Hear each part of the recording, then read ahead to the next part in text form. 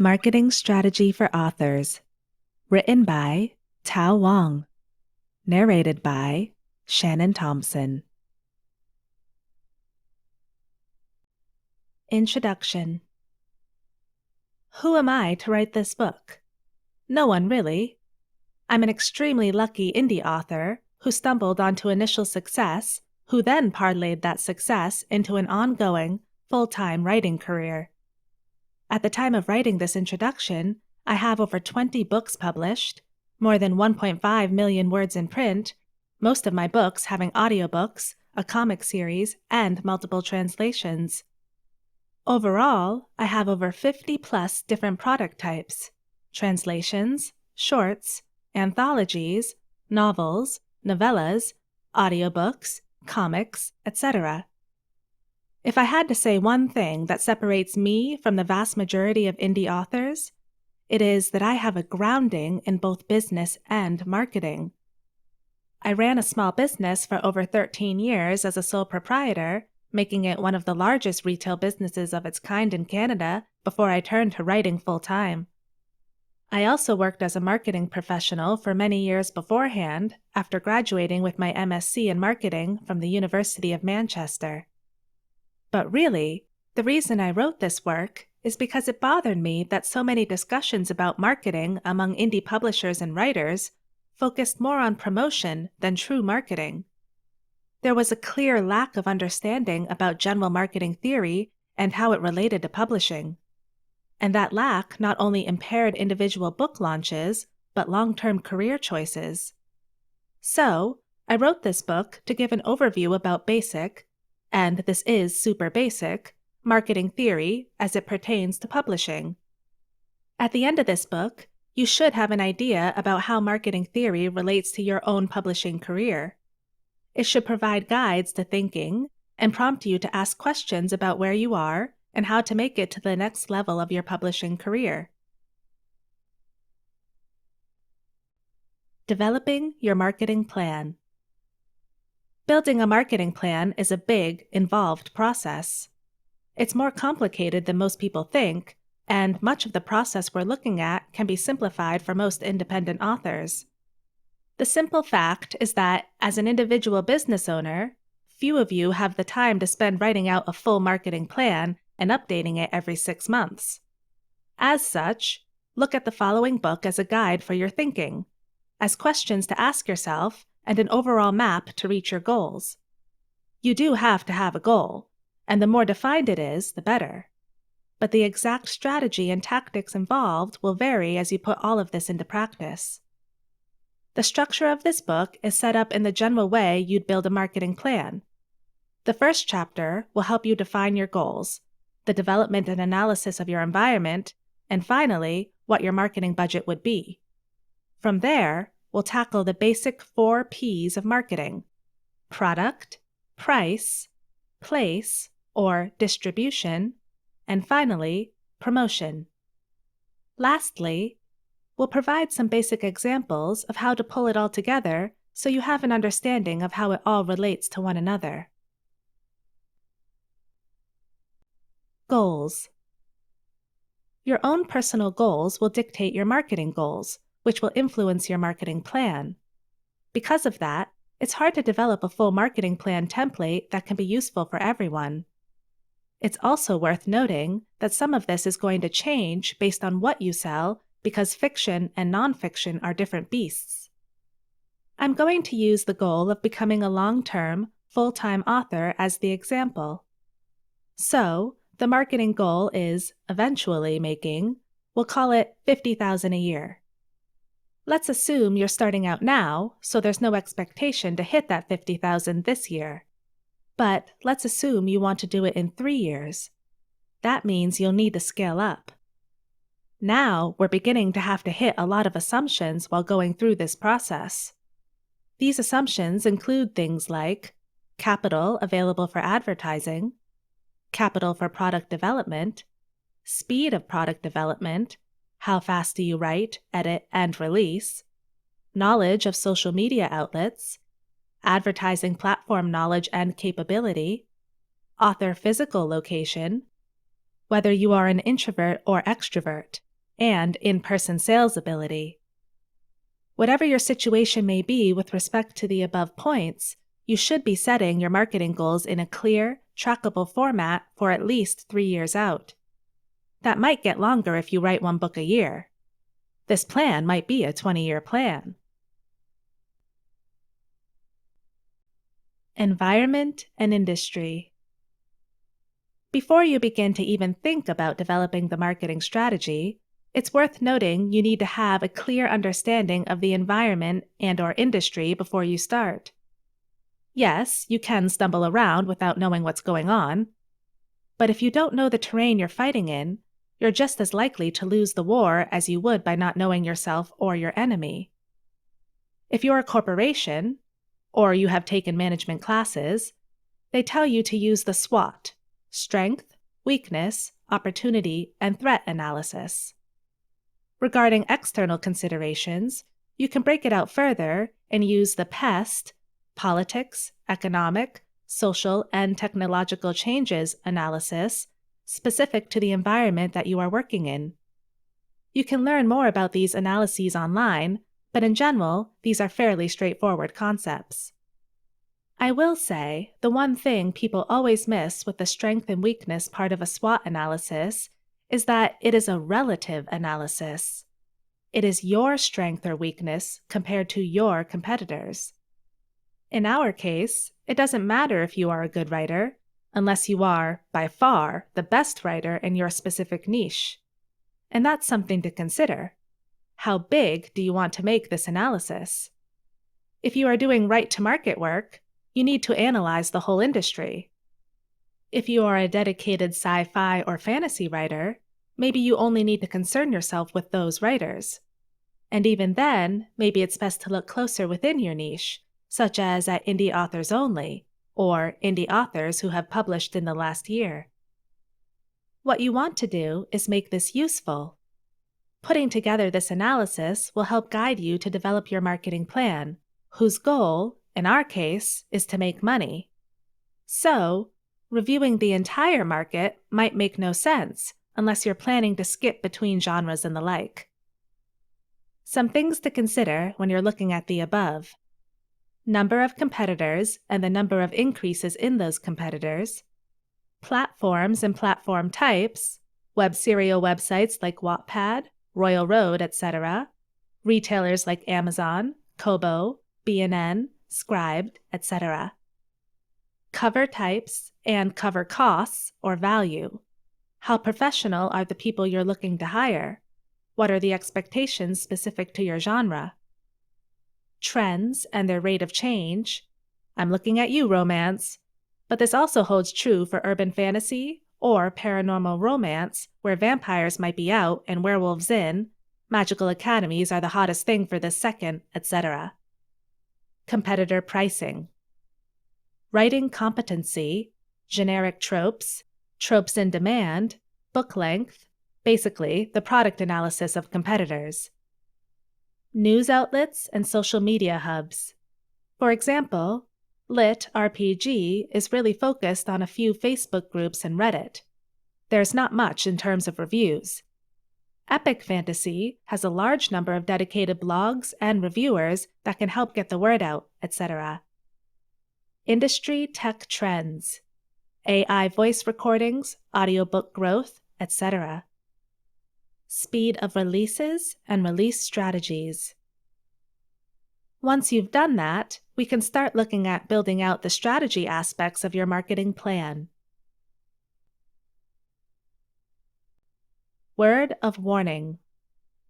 I see this happen a lot with people who have lots of school experience and/or have worked in a Fortune 500 or other very large companies. They build out these elaborate 50-page documents thinking that is what is necessary. As a small business entrepreneur, it is likely only you, and maybe your spouse or one other person, that is ever going to read your document. So why bother creating something super professional?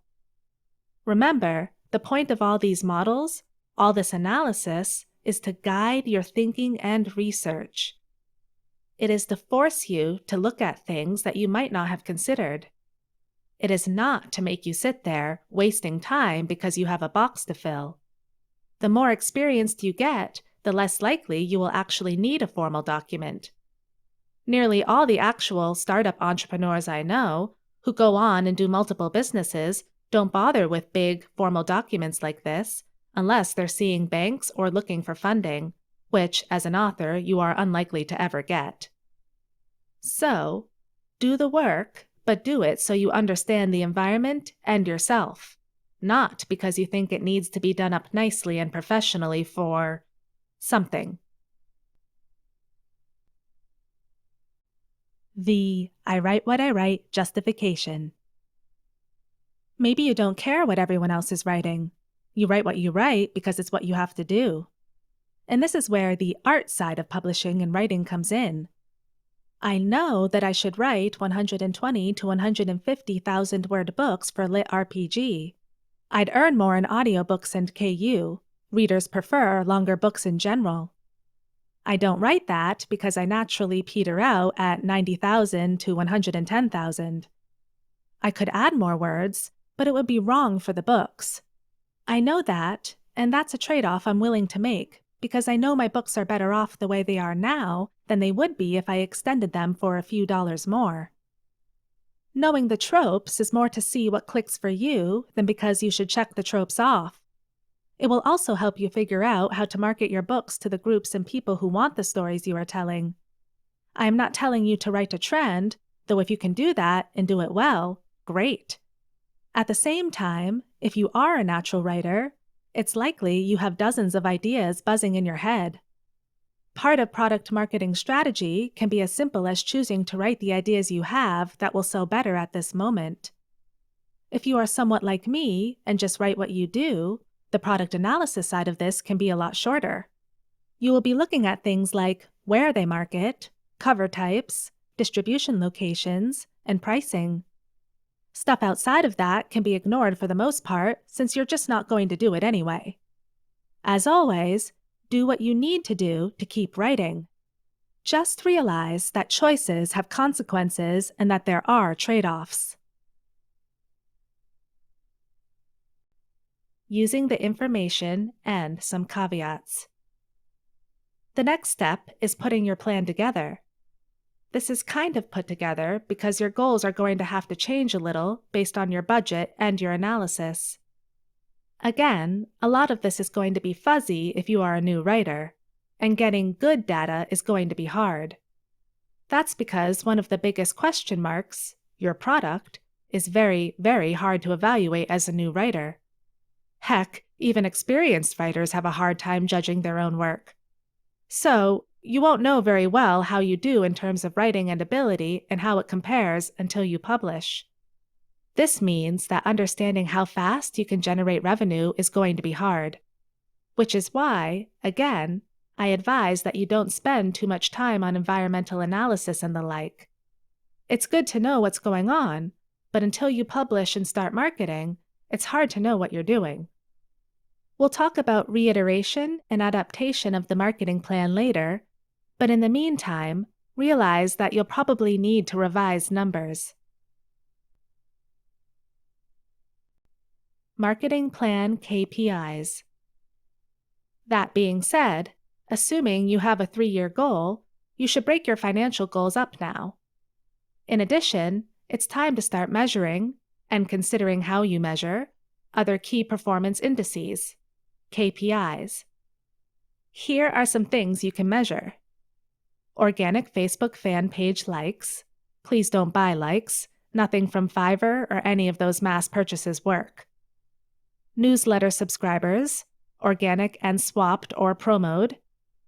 Number of books released and types. Number of short stories published.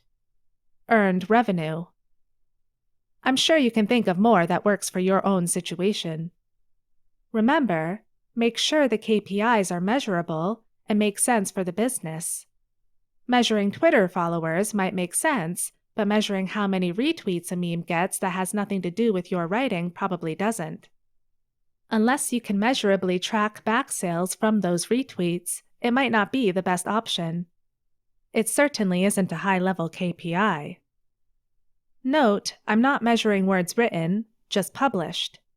You can't earn money if you don't publish. Then again, this goal is to earn $50,000. Your goals may be different. You should adjust accordingly. Budget. Now that you have an idea of the environment, it's time to play around with your budget. In an ideal world, you'd write your budget based on what you need to make, and then find the money to spend it. It's not an ideal world. It is also, in many ways, not a good idea to spend limited marketing dollars on advertising a single book. It is better to wait for more books to spend your advertising dollars on to gain a better return on investment, ROI. Another thing to note is that your marketing budget is going to be dependent on your entire business budget. If you have $5,000 to spend in a year and need to release 4 books, that money is likely better off spent in the most part on covering design and editing. If you have $6,000, you might be able to break off $1,000 to do Facebook advertising and AMS, Amazon Marketing Services, ad testing. Or you could decide to put that money into an audiobook instead. Which option you choose will depend on your marketing goals, your current KPIs, including unit sales of your ebook, and your time frame. Can you wait until your audiobook is out? Are your sales so low that you are missing the majority of readers with your ebook? Do you need to expand to a new market because you're reaching the majority of your low-hanging fruit in ebooks? Or maybe you just want your books in libraries, which means you need hardcovers and paperbacks. For Americans, that means paying for ISBNs. Producing more products of your own book is a valid strategy, but it will affect your budget. Whether you decide to call it a production cost or a marketing cost, as a small business, it's all coming out of the same pot. So, it's worth working your marketing budget in view of your entire budget for the business. Another thing to consider. Once you've created the budget, you might realize you don't have enough money to cover basic production, you don't have money to cover marketing, you have enough money, but it's only because it's based on estimated sales for books not released. In those cases, you might want to readjust your cost. Can you release without 3 rounds of editing? Can you swap services? Or increase your budget via non-author activities. Can you sell your blood or plasma? Can you take a second job or run errands? Kill your cable subscription so you can save money? Remember, this is a living document. You are better off estimating for a lower number of sales and revising upwards than estimating for a higher number of sales and revising downwards. This is particularly important for things like production budgets for your book. For example, producing a low-quality series of books with bad covers is going to impact your sales more than throwing another $1,000 at Facebook ads. At this point, you have a budget. Most of the budget will be a bunch of made-up numbers, expenses should be firm, revenue will all be guesstimates until you produce and sell book 1, but at least you've got something. The micro-budget dilemma. What if you don't have much money at all? What if you have, say, $500 for your entire business, or $200? What if you still intend to be an independent or self-published author with that amount of funds? In almost all those cases, I'd recommend you ignore paid promotion. Your budget will be better spent producing a better work, cover, editing, proofreading, etc., than in paying for promotions. Cut out expenses that are not strictly necessary, for example, developmental editing, ISBNs, and focus on releasing more work. You can get cheap, pre-made covers that look professional for under $100, and you can find proofers that will work for as little as $0.003 per word. Focus on production. There are a few reasons for this. The more you write, and the more focused you are on learning from mistakes while writing, the better storyteller you become. The better storyteller you are, the more fans you'll gain, which allow each book to build upon the next. It is very, very hard to get a positive ROI with only 1 book released. General rule of thumb is 3 books released in a series or 9 standalone books released before you expect to make money on paid promotional efforts. Again, there are ways to short-circuit this, but that's a good rule of thumb.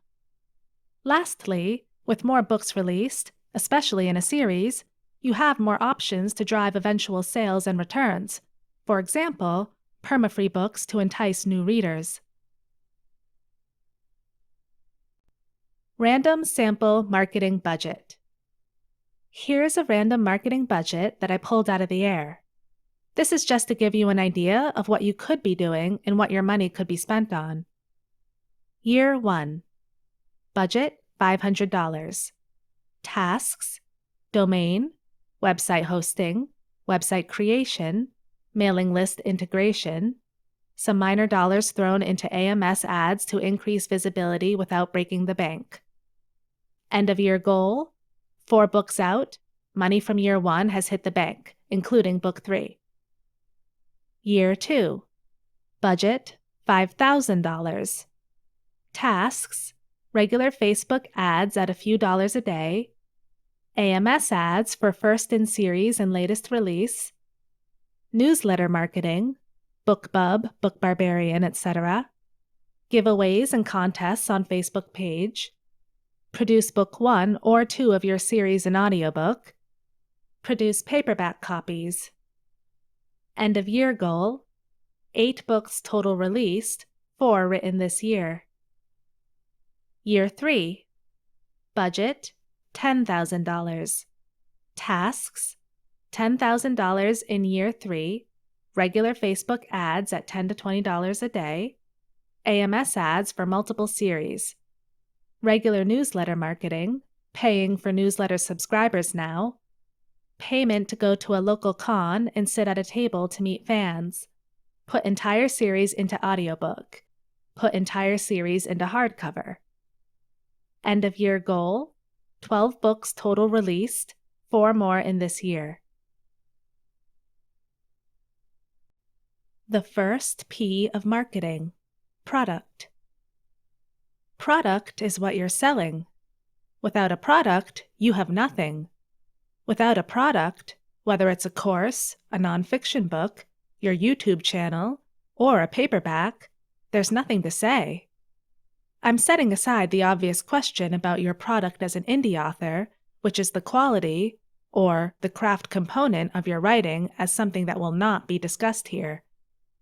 There are other people more qualified to listen to on that, and is frankly impossible to evaluate in a book.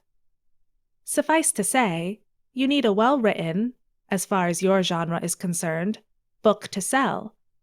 What is considered well-written or good will vary from genre to genre. What might seem like a dreck at first glance might be extremely popular for reasons that you, as an external reader, or not in the genre, may not understand. You might not even understand why it's popular even if you are a reader in that genre, because your taste is subtly different, or your craft level is not high enough to understand what the writer is doing. I'm not touching discussions on what is good or literary. I'm just assuming you have a product to sell in this section of the book. Choosing your product. You might not have much choice on what product to market. You might only have one book, one idea. Nothing wrong with that. Skip ahead further down. Otherwise, there's a step before all this where you consider the kind of book or series, etc., that you want to write. This might be something to consider or dig into. In other words, do research on what sells if you are, like many writers I know, filled with ideas. If you have a half-dozen ideas that you're equally interested in, there's nothing wrong with choosing the one that'll make you the most money. There are other books that discuss how to find a good genre to write in. The research methods constantly change, so it'd date this book if I tried to tackle it. For that matter, writing for magazines, shorts, etc., is a form of product choice. Remember, there's an opportunity cost involved in writing shorts, or flash fiction, or your nonfiction book or your fiction series. Time spent working on one thing is time not spent working on another project, at least until we learn time travel. Here are some other things to consider when creating a product. Format presentation. Certain mediums dictate your writing. For example, contrast how web novel serials, comics, novels, and movie scripts are all different. Length of your work: flash fiction, novella, short story, novel, epic fantasy. Appendix, glossaries, images, and additional material. Speed of your writing and/or completion of work. Non-book products. We are getting into a longer talk about formats and licensing, where you can potentially push your product, that initial idea, that initial universe, into multiple areas that aren't directly related to publishing. For example, your product could be a movie, an anime, a YouTube series, a podcast, merchandised bookmarks, posters, t-shirts, toys, a musical, and the CD soundtrack, which is another product, comics, and on and on and on. There's a whole book to be written about such things, and frankly, I'm not qualified to discuss most of it. So I just want to leave that niggle in your brain that just because I'm talking of books here, it doesn't mean you can't do other forms of products from that initial idea. Book products. Now, let's assume you wrote a book. Not a comic, not a movie script, but a book. There's still a larger question to ask, which is what kind of product format you want to make it. Here's a few of the most common suggestions, and again, remember, there are other product types that might make sense. Also, realize that each product type can cannibalize sales from other product types.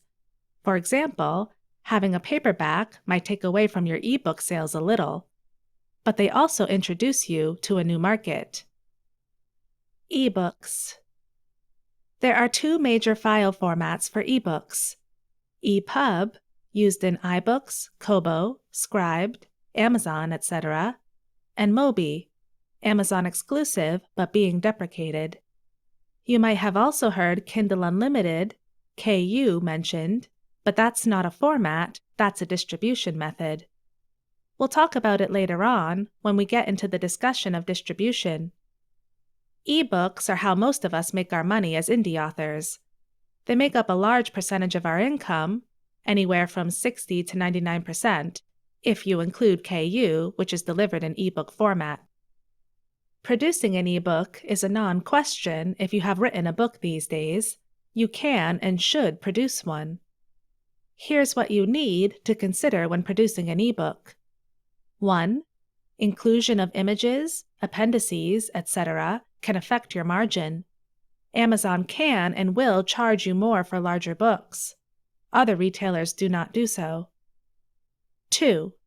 Formatting for ebooks is different than for print. 3. This is often the base form for most indie publishers. Every other format comes from here, and so the base production cost, editing, proofreading, etc., is often assigned to this product. Audiobooks. This is one of the fastest growing markets for publishing. Certain genres are heavily invested in audiobooks. The biggest concern about audiobooks is the high cost of production. As a rough estimate, using the audiobook narrator cost and including mastering and proofing cost, an audiobook will cost you $350 per finished hour. There are approximately 9,300 words per finished hour, so a 60,000-word book will cost $2,258 to produce. This is not including the prior cost of editing that has been assigned to ebooks. In other words, developmental editing, line editing, etc. There are other methods of financing audiobooks, including royalty share with your narrators or sale of your audiobook rights, which make alternative methods of providing them available, but are dependent to some extent upon your ebook sales and time and effort in finding narrators and producers. To note, there's been a major indication that there might be a sea change in the audiobook market as AI voices come into play. It's just starting as of 2020, but it's possible that in the next year or two, AI voices could become acceptable at most audiobook distributors. This would drive the cost of audiobook production down significantly. Another thing to note is that audiobooks currently cost significantly more, for the consumer, than ebooks. As production costs drop, expect the margin and the price to drop too. Audiobooks are still anywhere from 1/5 to 1/10 of your ebook market sales, but can make up to 1/3 of your income due to their higher selling price. As such, you should definitely consider them. However, realize that promotional strategies and promotional channels dedicated purely for audiobooks are still in their infancy. Print. Here are some options within print. Mass market paperbacks. These are smaller in size and use cheaper quality paper. They are often only viable if produced in the thousands, but can bring the price of paperbacks down to near ebook levels. Paperbacks. Soft cover, often done in print on demand. Hardcovers. Large print versions of paperbacks and hardcovers. Print as an indie book publisher will make up about 1% of your sales or less. This number is significantly different for traditional publishers. I've seen numbers from 20 to 50% of income coming from print distribution or higher. If you do go with a traditional publisher, they will handle the production of your print works, and as such, you won't have to worry about it as much.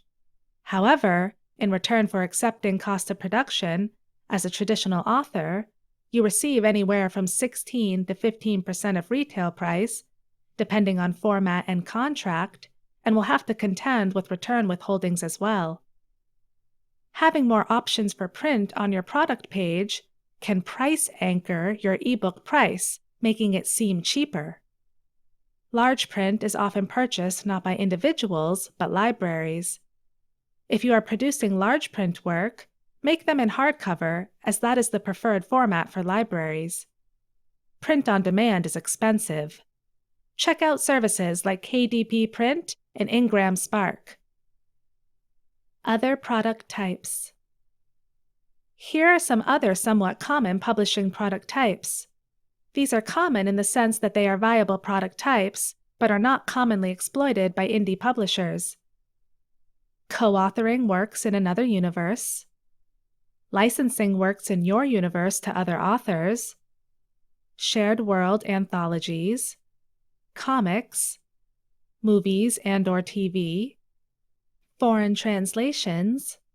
Web novels or web stories. Making decisions strategically. Knowing your budget and what you can afford, consider whether you can afford to have audiobooks, have multiple versions of your print, make translations, make a comic and use it as a loss leader for your work. If you answer no to the above questions, what licensing rights, in other words, rights to produce the products, are you keeping aside to license to third parties? What products and quality of the product will you accept? If you don't want to pay for foreign translations, will 𝗶𝗶𝗶𝗴𝘆 work? Are you willing to accept really bad translations to be first in market? How about a comic?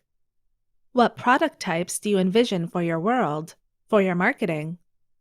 Can you make bite-sized pieces of your work for audio via a podcast?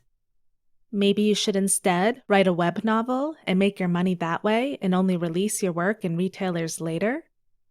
How about creating a short story or novella as a loss leader, a product that is given away or sold at a loss to entice new customers, instead to build up your email list? Or you could write a short for your dedicated fans who want to see more of the world. Think about the products, the ways you can expand your product range, and how it fits into your timeline and your overall brand and marketing strategy. Products, as writers, don't just include the book you wrote, but all the books you can write in that universe, all the shorts, all the ways you can make the same story different, or maybe even entirely new series. A table containing various product type examples can be found in the companion PDF to this audiobook. The product life cycle. Now that we've talked about products and the various ways you should consider how your product can be created, it's time to consider product lifecycle management. The idea behind product lifecycle management is that each product, in our case, we can look at it as either a book, a series, or a genre, has distinct phases. The idea is that how you handle the product lifecycle varies, so knowing where you are at, you can play with it. Basically, there are 3 assumptions made when we look at a product lifecycle. 1. Products have a limited lifespan, in other words, declining interest after a certain period. 2. Product sales pass through distinct stages, each posing different challenges, opportunities, and problems to the seller. 3. Products require different marketing, financing, and time requirements at each stage. The 4 stages of a product lifecycle. Introduction. This is when a book launches or is first introduced via cover reveals, mentions on a blog, etc. The goal of the introduction stage is to build product awareness, start people on the sales funnel, and get them excited. At this point, the fixed cost of producing your book, your time, editing, cover costs, etc., is very high. Your returns are thus in the negative for the most part. Growth. In this stage, the product has been introduced and has some customers.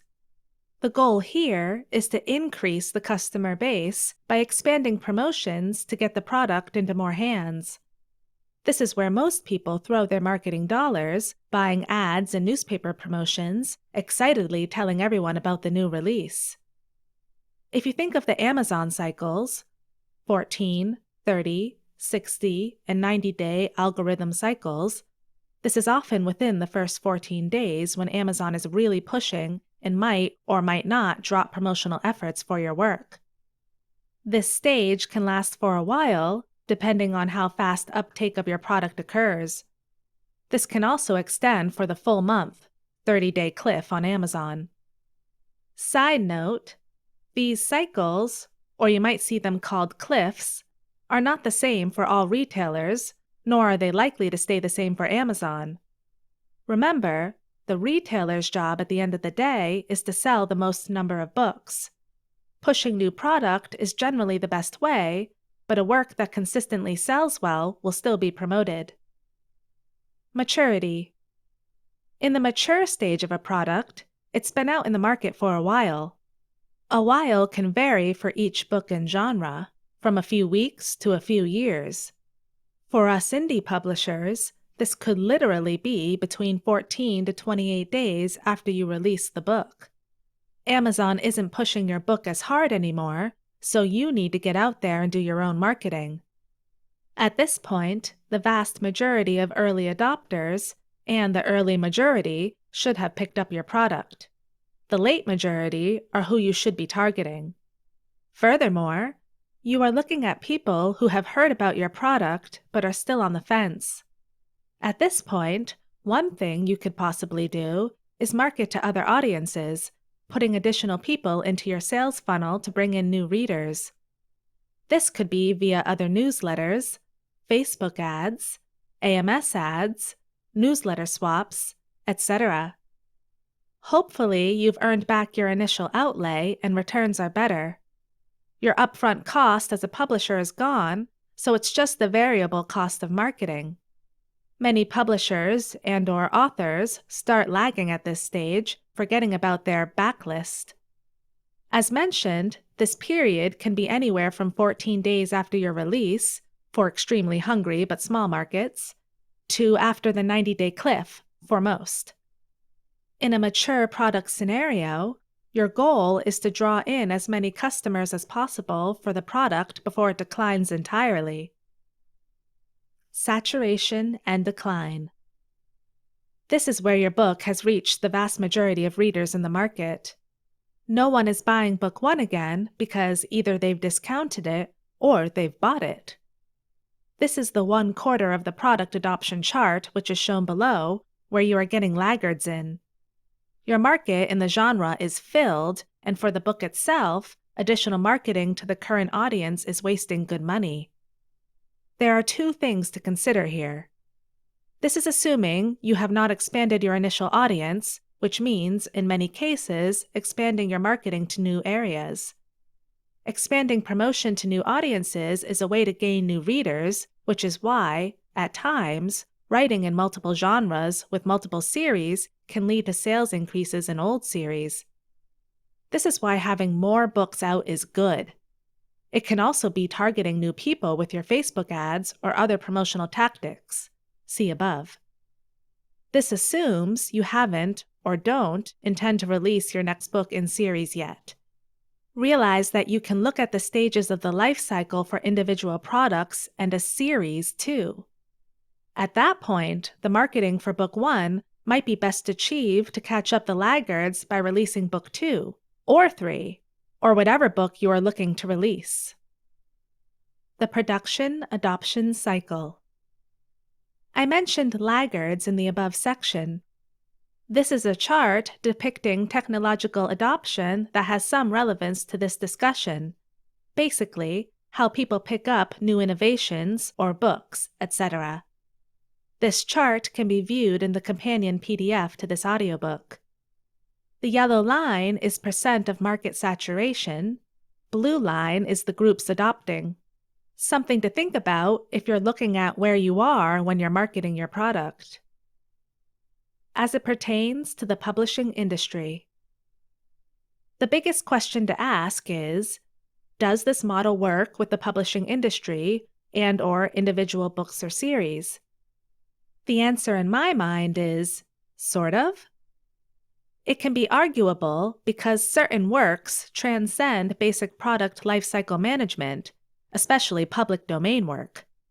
It is also arguable about whether the market ever saturates per se, because new readers are always growing up and entering the market. I've read before that many markets cycle in around 5 to 7 years for reading, where new readers come in and old readers fall out. And so, old books, which are saturated in the old market, might be able to come back, restarting the life cycle in a few years. Furthermore, as an indie publisher, if you are writing in a broad genre like space opera, it's very, very unlikely that your initial book will ever reach the mature stage or saturation. There are so many readers, and your marketing budget is so tiny in comparison. Look at the sales between James Patterson for a thriller and even the highest-selling indie publisher. There's a difference of millions. But if you can catch even 10%, you'd be making a pretty good living. As with most models, take it with a grain of salt and realize it's trying to describe something complex in a few words. Major takeaways. Products shift and grow old for individuals. You can saturate a market. Think of a market as a marketing channel, like, say, a Facebook group. So remember not to overstay your welcome and spread it out. You can, often, compress the product adoption cycle using certain tactics, but there will always be early adopters and laggards. Affecting the early adopters can speed up your adoption speed. However, you will face diminishing returns on your marketing spend as you saturate a market. Plan your timeline around the stages and how fast you want each stage to hit. Consider how introduction of your product and series works, how you'll hit the growth stage and what marketing you'll use, and then how to push the product into early and late adopters, the bulk of your market, and in what time frame. Growth Share Matrix for Writing. The Growth Share Matrix for Writing raises the concept of different points your portfolio of books might be at, how you want to view them, how you want to adjust your time and financial spend across multiple genres. When thinking about my own writing for the next year, I started by looking at the Boston Consulting Group, BCG, matrix.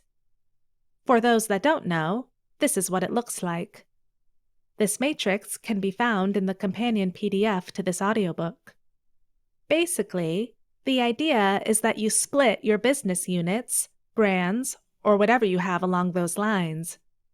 It's useful if, for example, you had multiple series, like I do, where you needed to divert resources to. In other words, your writing time and working capital, and decide what to do. In my case, my star would be 𝗁𝗁𝗲𝗏. The system apocalypse is the cash cow. The question mark is Adventures on Brad, and Hidden Wishes would be my dog. Of course, that doesn't line up directly, but it does kind of give you an idea of where my resources might be worth devoting to. But a series, profitability, and effort matrix. I think there's another variation on this that could be just as, if not more, useful. In this case, I'd alter the axis to y-axis, series profit, x-axis, effort and/or time taken to release each book. So it'd be something like this. Again, this matrix can be viewed in the companion PDF to this audiobook. In this sense, my series would change a little. For example, Cash Cow, Adventures on Brad, AOB, Stars, 𝗁𝗁𝗲𝗏 and the System Apocalypse, Dogs, Hidden Wishes, question marks, translations. AOB is easy to write, and at around 40K words each book, they are quick to get out. While they haven't gotten a lot of support in recent releases, I still do pull in a decent profit overall because they're now at 6 books out. Whereas Hidden Wishes, at only 60K words, is a pain to write. Seriously, it takes me as long to write a Hidden Wishes book as a 𝗁𝗁𝗲𝗏 or System Apocalypse.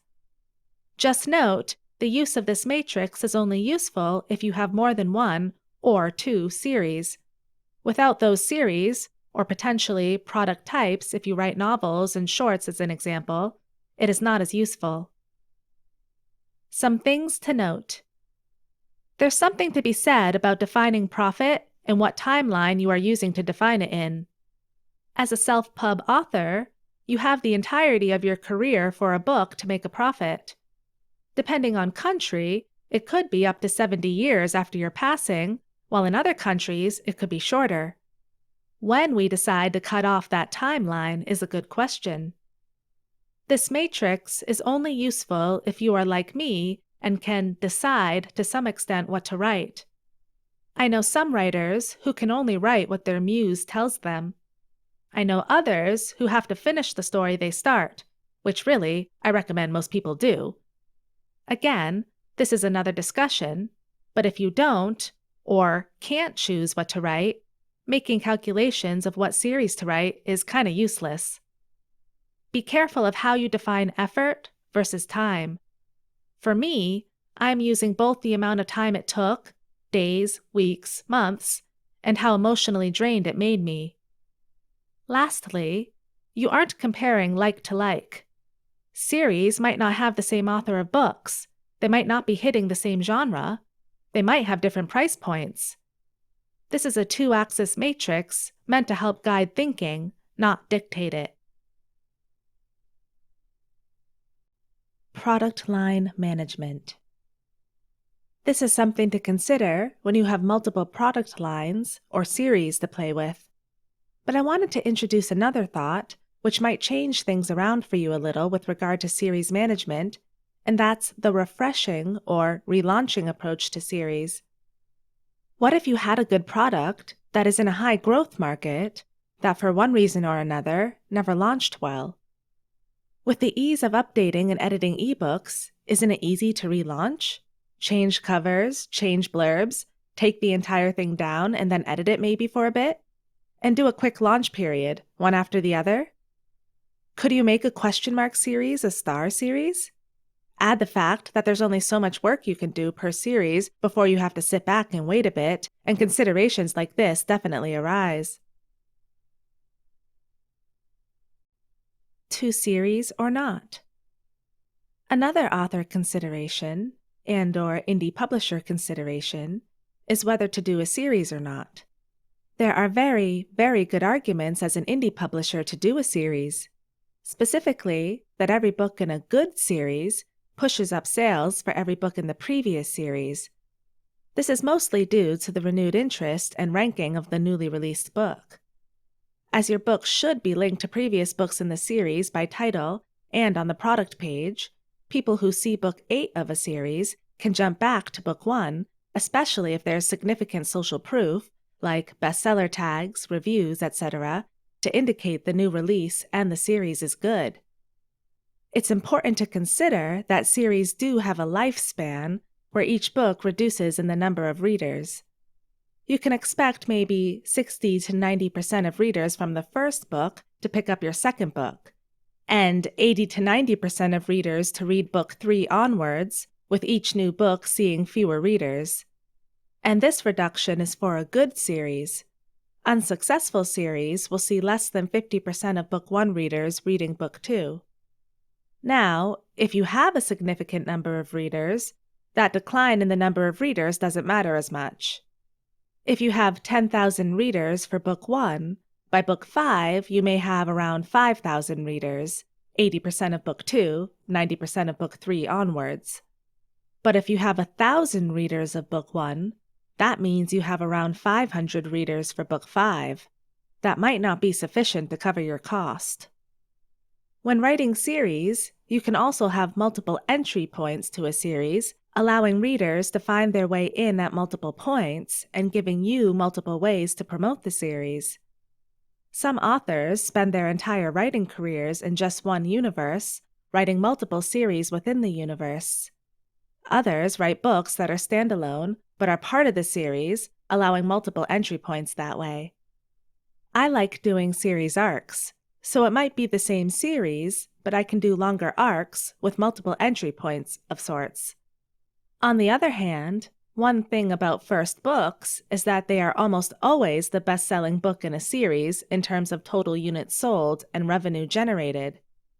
If you do standalone novels and have a very strong author brand, or are in genres that lean towards such standalone works, horror as an example, it's possible that it might work out well for you.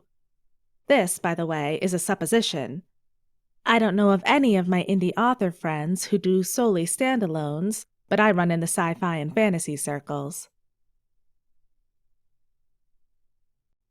Other product considerations. Release speed. Lastly, one more thing to think about in terms of product considerations. This comes back to writing speed, and thus release speed, and capital to some extent. If you can write fast, you can release fast. That can kickstart your release cycle again, giving you a boost in terms of retailer algorithms and a natural promotional opportunity. In that sense, I want to raise one specific tactic: rapid release.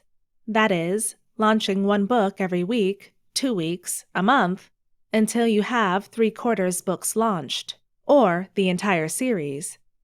This kind of veers between tactic and strategy, since there are some major considerations that are strategic in nature, but it's also very specific in its methodology. In either case, knowing your writing speed, knowing how fast you can backlog a bunch of books, or chapters in a serial, or audiobooks if you have money or whatever, will determine if you can use this tactic. There are definite tactical advantages to this, and the same can be said for things like backlogging chapters for Patreon, etc. The second P of marketing, pricing. Let's tackle the one we all like talking about first, pricing. How much should you price your book at? What's the best price? It really depends on your strategy and your goals. However, there are certain external considerations you do have to consider when pricing on Amazon and other retailers. See the note on Amazon pricing model below. Below, I'm going to discuss a bunch of pricing strategies from the world of generic marketing and how it pertains to publishing. After that, we'll discuss some specific things I've learned about pricing and publishing. Here are a few common pricing strategies from the world of marketing. Premium pricing. A high-price, premium pricing strategy might make you look like a trad publisher. You price your books at $9.99, have great covers, and try to hit up press and other well-known traditional authors to provide blurbs and as marketing targets to help provide the air of legitimacy. This might get you fewer sales, but each of those sales are going to pay you much, much more. You'll have a smaller base of readers, but those readers are also likely to be less sensitive to the price, assuming you don't lower it later, unless for special circumstances. This can be a very slow growth strategy, and in publishing, it really needs to be supported by the other 3 Ps, placement, promotion, and product, which we'll discuss in later chapters. Price skimming. High price, low quality items. I'd say that WebNovel, the translated Chinese web novel site, is a great example of this. In WebNovel, and some other online serial sites, some chapters are provided free. At a certain point, access to additional, new chapters must be purchased. The cost of purchasing access to a new chapter, and thus the entire book, is generally very high. The quality of the products, the novels and the translations, are often quite low, but for WebNovel in particular, they have first-mover advantage, and they are milking it for everything they can. The goal with price skimming is to produce and distribute products as fast as you can into a hot market, and when the market cools, as new entrants come in, you leave for another hot market. This is a decent strategy for right-to-trend authors who don't mind creating 1,000,001 pen names, or for web serial writers who can produce significant content on demand. Penetration pricing. New entrant to the market? Need to make a name for yourself? Maybe having a low price, normally in our world 99 cents or free, might get you sales. The idea behind this kind of strategy is market development. You can see some of this strategy in perma-free books. This is where you are hoping to get people to read more if you give them a taste of your writing. It's clearer in other areas where a new entrant to a crowded market might offer a limited-time low price with very, very heavy marketing to steal readers from others, or a restaurant having a few months of just open sales for their food. One thing to consider is how big the market is. Doing this in fantasy, which has millions of readers, might still allow you to generate a decent income. By giving away book 1, you drive them to pick up the remainder of your series as well as improve the rankings of your book 1 afterwards to generate further sales when it stops being free. But what if you are writing, for example, fairy tale romance? What if your total readership is in the thousands? If you are giving away book 1, you might be harming your total sales since the number of readers are extremely constrained. The other issue is ensuring you can reach these readers. A sale that no one knows of is no more use than a non-sale.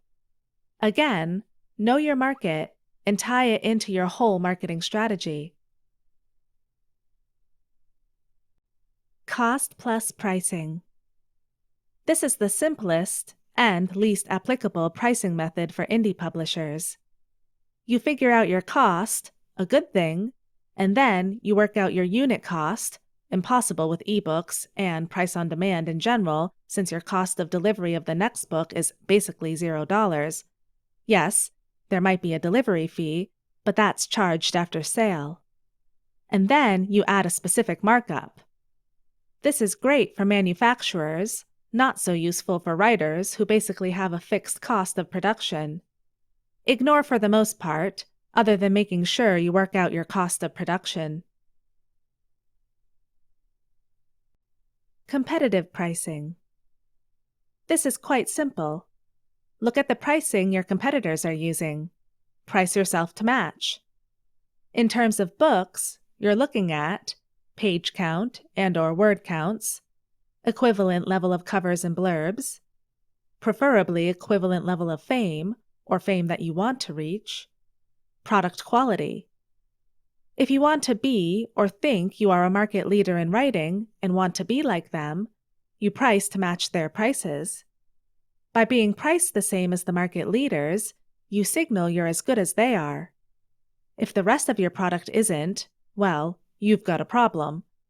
But it can also mean that new people in the market might be tricked into assuming you're as important and thus be willing to buy your work at the higher price. At worst, you've basically taken away one negative. No one's thinking about, can I afford to buy this specific book if your product is the same price as every other product out there? The rest of your P's come into play now. Price discrimination. Do you price differently for different geographic markets? If so, you're doing price discrimination, geographic. You can also do it, to some extent, with regard to retailers, since Amazon doesn't promise to match anymore. If you don't think you do it yet, if you have audiobooks, ebooks, and print, you probably are doing price discrimination. But there are other ways of doing price discrimination beyond retailer, geographic, and product formats. You can price discriminate by time, see below, series order, cheaper first in series, most expensive last in series, etc., word count, genre, bundles or distribution type, Kindle Unlimited, your retail store, etc., as a few examples. End of the day, price discrimination requires you to be able to segment your target markets such that it is more difficult for those who you discriminate against to pick up the other product and/or the product itself is different. For example, audiobook, ebook, print, etc.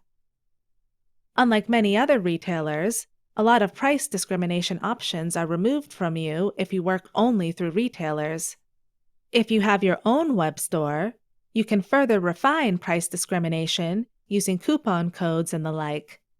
Otherwise, you are, to some extent, dependent on the retailers. Time-based pricing. You see this kind of pricing strategy with computers and other products that deteriorate over time, bread, meat, etc. Early adopters are charged a premium price, with price dropping as quality and/or demand drops. You see this in high prices for pre-orders, and then, later on, a slow lowering of prices in some older backlist books, or increased promo pricing for these books. It is more common to have time-based pricing happen in combination with bundle pricing, where multiple books are added and then the entire price is lowered. Captive product pricing. Last book in the series? Got a big finale? Raise the price. Milk those readers for every penny they're worth. After 9, 12, 20 books, they're most likely going to buy that last book just to read it. Otherwise, you might have other secondary series that have to be read to understand what is going on. Marvel comic crossovers, anyone? Forcing people to buy more. It's a valid strategy, if annoying as a consumer. Promotional pricing. Promotional pricing is when you lower the regular price to make your product more attractive to a larger market of cost-conscious consumers. Used effectively, promotional pricing can create a larger pool of readers to pull down your sales funnel. But be careful. Cost-conscious consumers who only buy at 99 cents might balk at being asked to buy your next books at $4.99 or $5.99, which means you might have to, eventually, discount your later books. Timing on promotional pricing is important, but it can be very useful for generating significantly more revenue. Part of it is because, on Amazon, you are pushed up higher on their search results when you are selling more, so an increase in sales can offer some help in their search and display algorithms. This is true for all retailers too, to greater, Google Play, or lesser, Kobo, degrees. Side note, Amazon is doing more discounting on one-day sales surges and looking at trends, so having more regular or widespread promotional pushes over a longer period of time is more likely to push your ranking up and keep you high in the ranks. Bundle pricing. Got more than one book? Bundle pricing is what happens when you slide multiple books into one deal. The most common is creating omnibus editions, like my adventures on Brad books 1 through 3, but you can also see it in other areas if you have control. For example, in convention sales where you sell 3 sets of your paperbacks for $40 instead of $45, or on your personal direct sales website, like my PayHip store, and offer, say, a purchase of a short story at 99 cents if they buy the main books in the series already. In terms of book publishing, the big things to think about are timing of when to release an omnibus, audiobook hours. Getting over that 15-hour total makes sales on Audible increase significantly among credit users, as it's now over $1 per listening hour threshold. Selective promotion of the omnibus and read-through for ongoing books. There are tactics to use with bundled items, but we're talking strategy.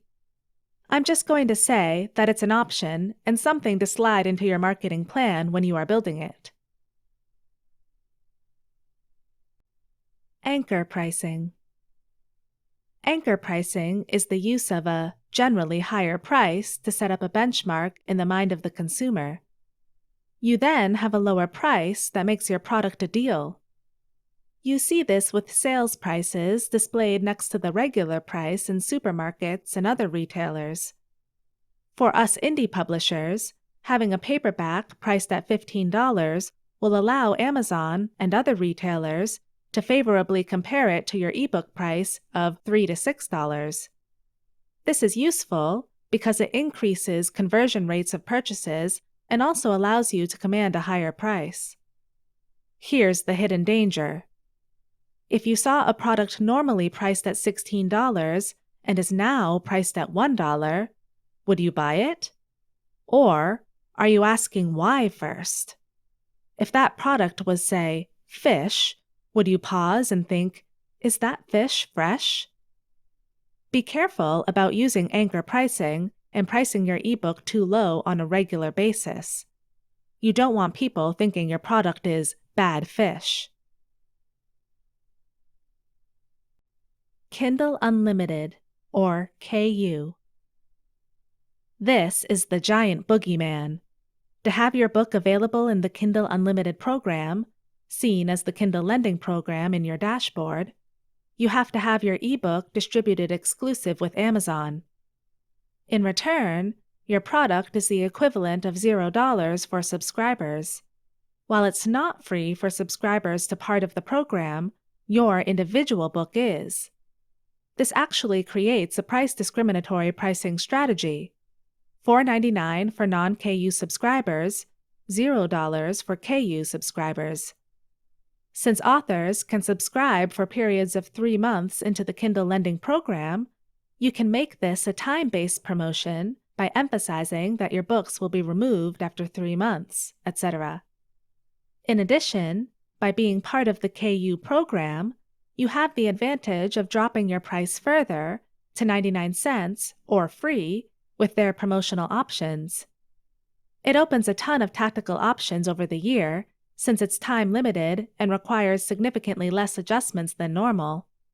However, there are drawbacks to being exclusive to only Kindle Unlimited that will be discussed under distribution strategy later in the book. KU enrollment has multiple effects on the entire marketing strategy and can't really be considered by itself. Just realize that it is quite useful and important in some genres. The siren call of free is very, very attractive to readers. Making pricing decisions as an indie publisher.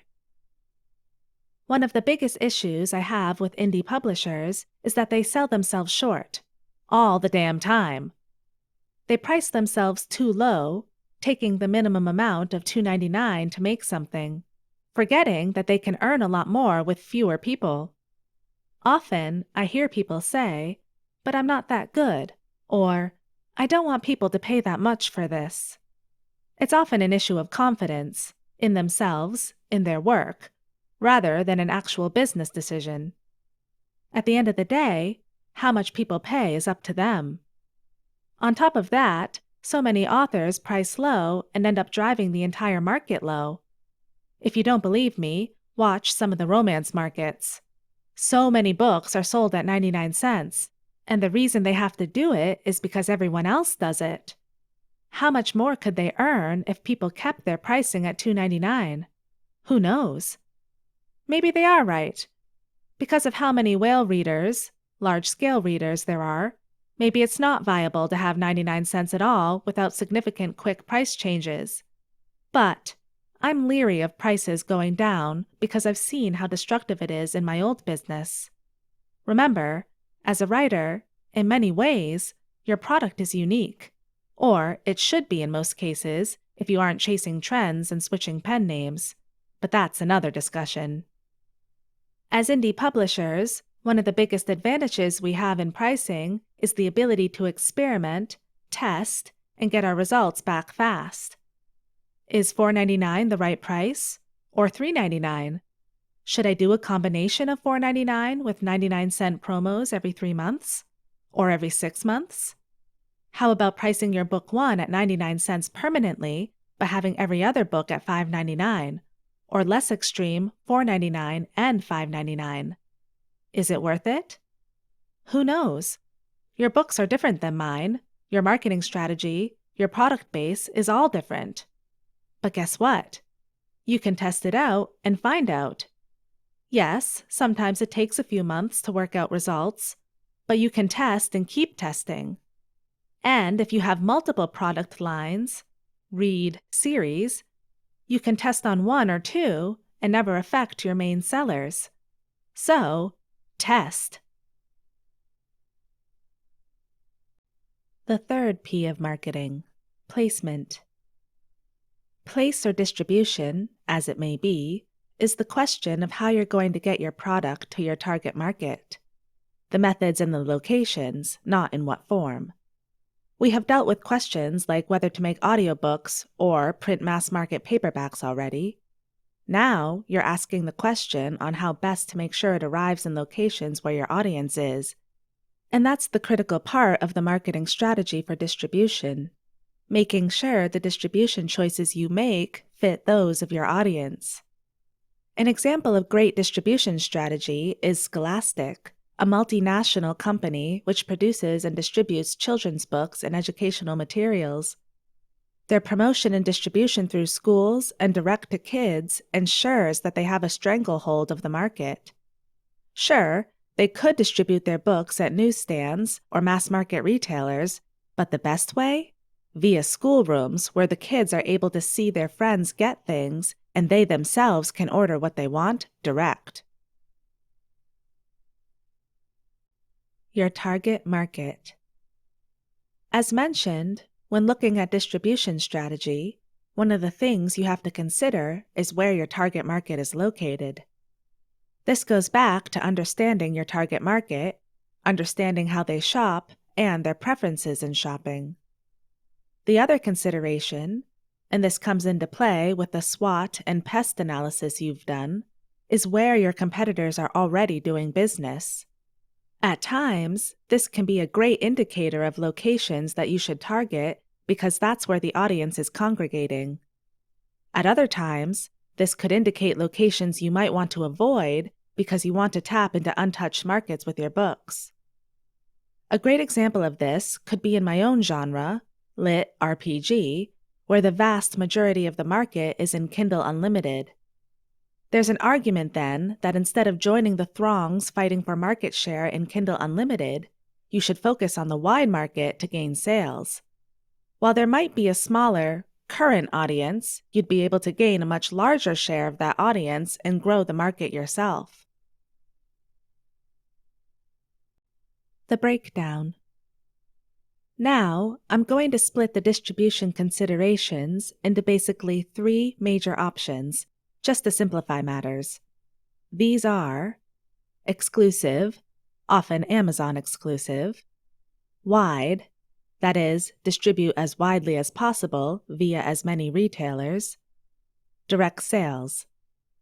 Now, there are other options and tactical level details on this, but I want to back off for a second and point out that the vast majority of independent publishers make the majority of their income from digital sales. Some might make anywhere from a third to half via audiobooks and the other 2/3 via ebook or ebook equivalent sales. But print is very rarely more than 1 or 2%. For the majority of individuals, due to capital, expertise, and time limitations, it's electronic distribution that is important.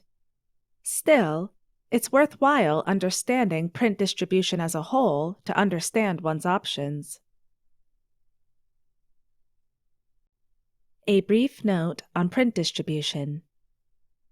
There are two major forms of print creation: print on demand, POD, and offset printing, mass printing. Print on demand. Print on demand is what the significant majority of independent publishers use, if they even bother to create paperback copies of their work. Remember, print is often only 1% of the total sales revenue of most indie publishers, sometimes as low as 0.01%. The individuals not using print on demand in an indie publishing setting can often be individually named. That's how rare not using POD is.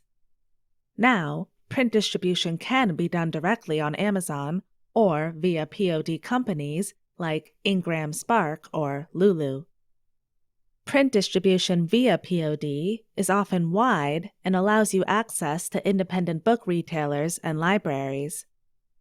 With a company like Ingram Spark, you can even offer a substantial discount and returns as an option for your print distribution, making it more likely that independent bookstores will stock up and keep your books on their shelves as they can return the books for zero cost to them.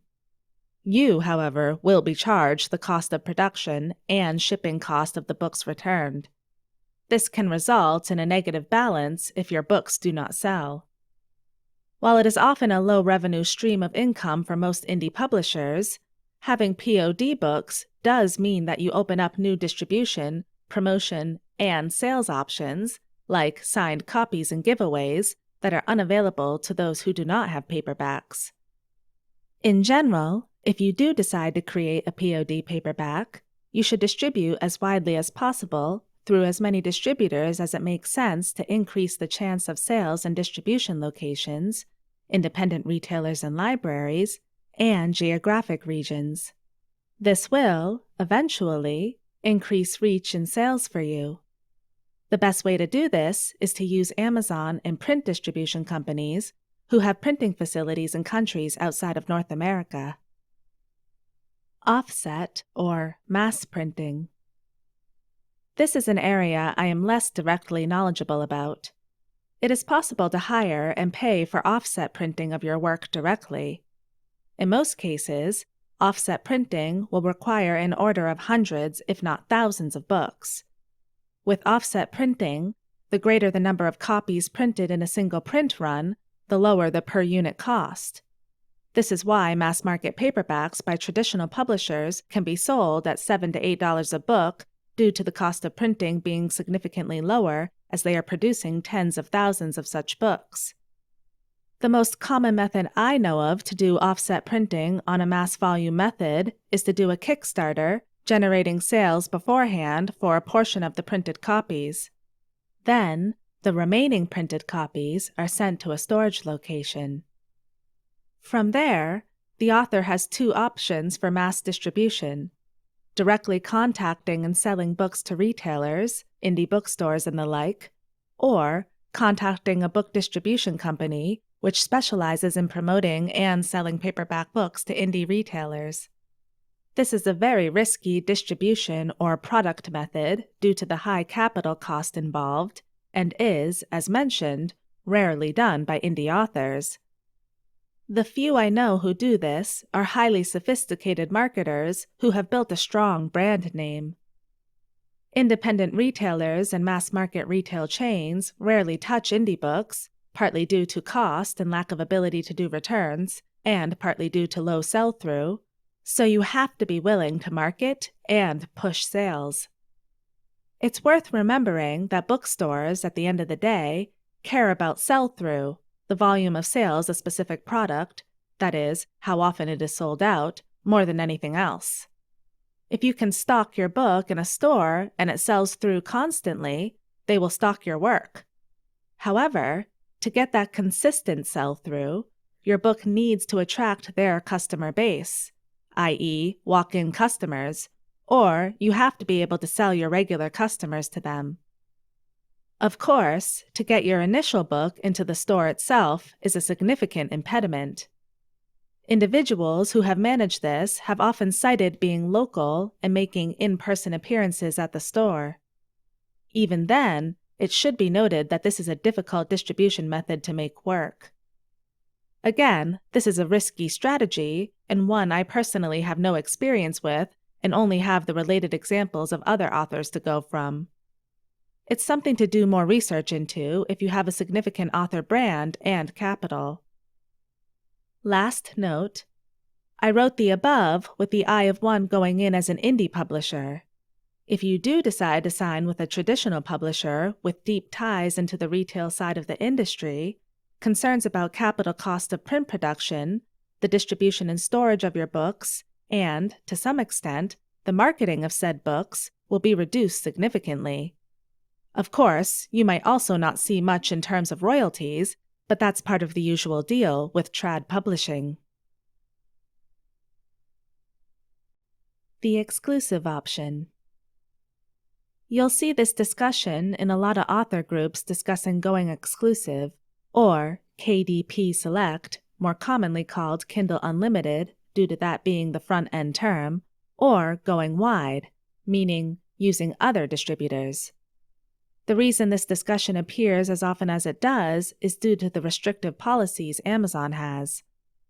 The two major exclusivity options at this time are Kindle Unlimited for ebooks, ACX distribution for audiobooks.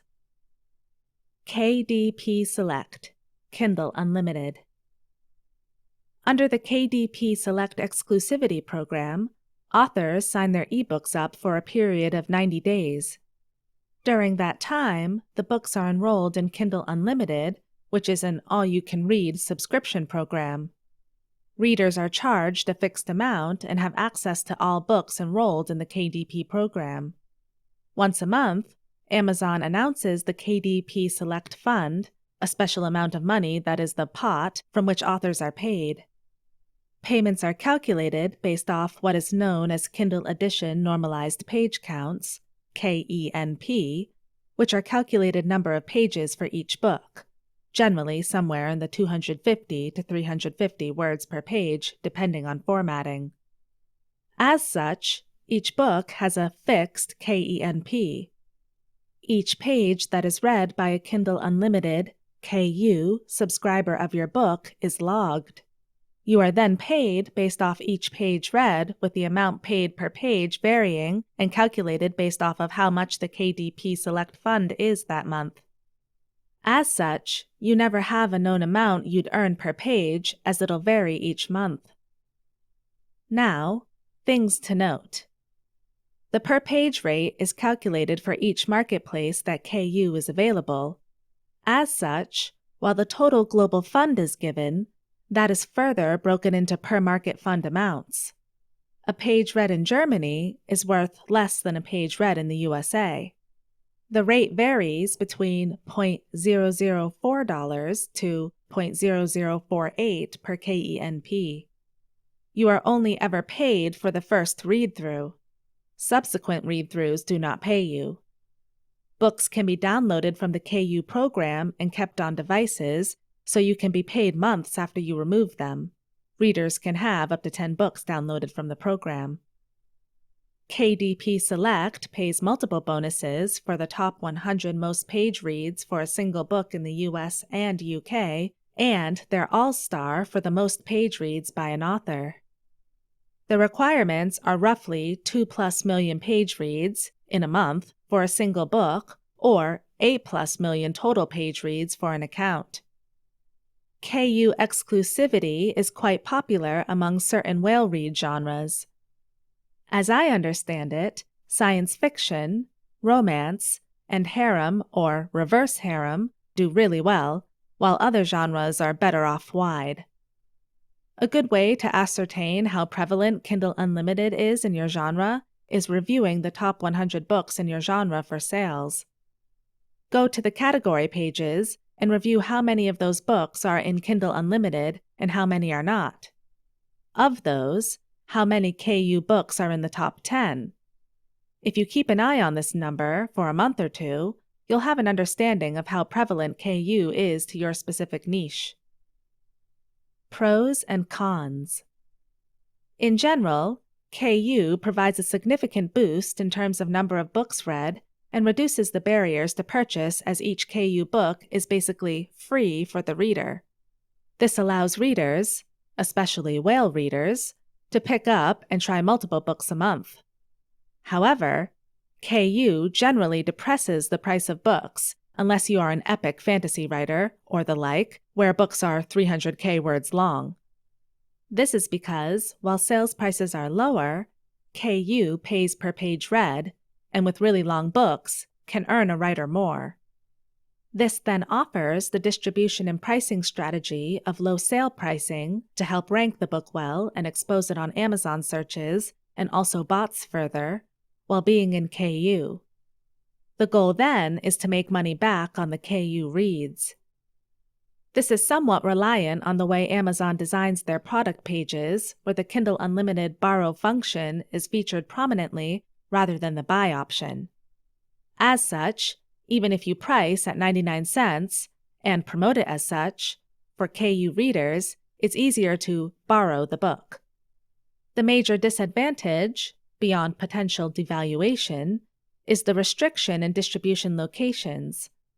As an indie publisher, you become entirely reliant on Amazon for your ebook income. You cannot have your book on any other retailer. ACX exclusivity. Firstly, let's clarify ACX, Audiobook Creation Exchange, as a distribution platform for audiobooks. ACX is owned by Amazon and currently distributes to Audible, which is again owned by Amazon, and iTunes. They do not distribute anywhere else. ACX offers an exclusivity option, which is differentiated by differing royalty rates. Exclusive audiobooks receive 40% royalties. Non-exclusive audiobooks receive 25% royalties. In either case, when you sign up with ACX, you sign up for a minimum 7-year distribution agreement. If you pay for your audiobooks direct, and thus own the copyright fully instead of doing a royalty share option, you can go non-exclusive after 90 days of exclusive distribution. If not, you have to be exclusive with ACX for the full 7 years. Pros and cons. Now, it's worth noting that while Audible itself has anything from 27 to 40% or so of the audiobook market, much of that market domination is in the US and UK. As such, while the 15% that you lose by going non-exclusive can potentially be made up by going wide, Audible is a significant market and can be a very high percentage of the market for certain genres. Secondly, ACX, as you might have noted, do not distribute to libraries. With the multiple distribution methods to libraries, these markets can make up a significant percentage of the income you gain when you go wide. Furthermore, touching and working with libraries can offer additional revenue streams and publicity, author talks, etc. Lastly, it's worth noting that in terms of promotional opportunities, the audiobook market is very limited at this time. As such, much of the growth is often in an organic, word-of-mouth and on-page sales promotions basis rather than via paid promotions. Going wide. When indie authors talk about being wide, they mean not being exclusive to Amazon. This is, unfortunately, due to Amazon's predominance as a marketplace in the US and many Western European countries. The wide strategy predicates upon a few ideas. Firstly, while Amazon is the 300-pound gorilla in the US and many Western European countries, its dominance is significantly less outside of those markets. Google Play, iBooks, Scribd, Kobo, etc. can often contain a higher percentage of a local market than Amazon, or at least be a significant percentage.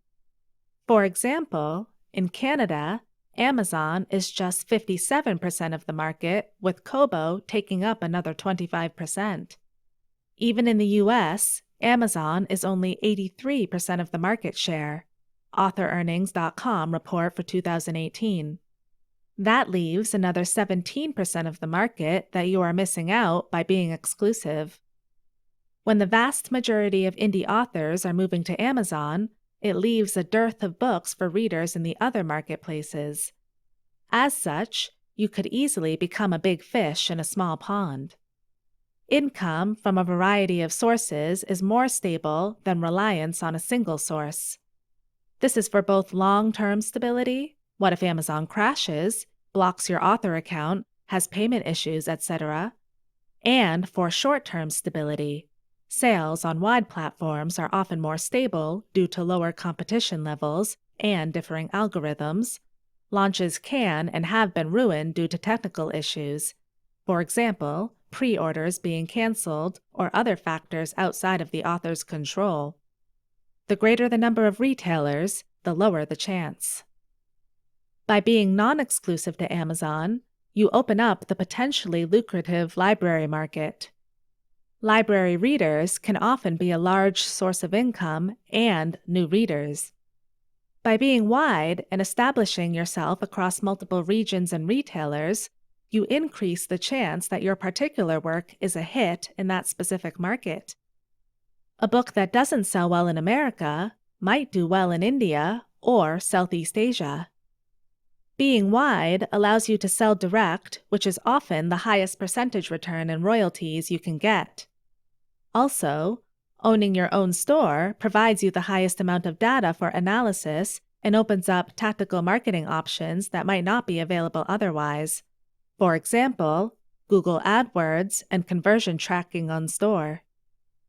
New product formatting options and distribution methods are open to you while you are wide. This includes subscription sales, like with Scribd, or pay-per-chapter programs, like with Radish and Tapas, or Patreon, advanced chapter options combined with web serial publishing. Lastly, by being wide and selling in a variety of platforms, reaching the largest number of readers as possible, you increase the chance that your work might be picked up by foreign publishers for translations. While some of these justifications I have seen for myself, stabler income, less reliance on Amazon, more opportunities to reach new markets, library sales, product formatting, and distribution options, I believe that others, like foreign translation opportunities, are much less likely unless you have significant sales already. Options for distributing wide. Very briefly, when distributing wide, your options include direct distribution wide, for example, signing up directly with multiple ebook retailers like Kobo, Apple, Barnes & Noble, and Google Play, or going through a distributor like Smashwords or Draft to Draft Digital for ebooks, or Findaway Voices, or Authors Republic for audiobooks. Going through a distributor reduces your income as they take a percentage cut from your sales. The advantage, though, is that it's a lot easier and reduces the complexity. The general advice is to go direct with the major market retailers, named above, to reduce the percentage taken from distributors as well as to access certain direct-only promotional opportunities. Kobo in particular is known for this. For smaller retailers, or those that do not have convenient methods to access, use D2D or the other distributors. In general, with wide strategy, the best option is to distribute as widely as possible. That means using as many options as you can. One other advantage of using distributors is that they often disregard minimum dollar payout amounts. So, if you are selling very low in specific retailers, you will still be paid out by the distributors rather than having to wait multiple months to hit your minimum threshold if you went direct. Direct sales. There are a number of potential sales options where you, the author, directly interact with the public and attempt to sell your work.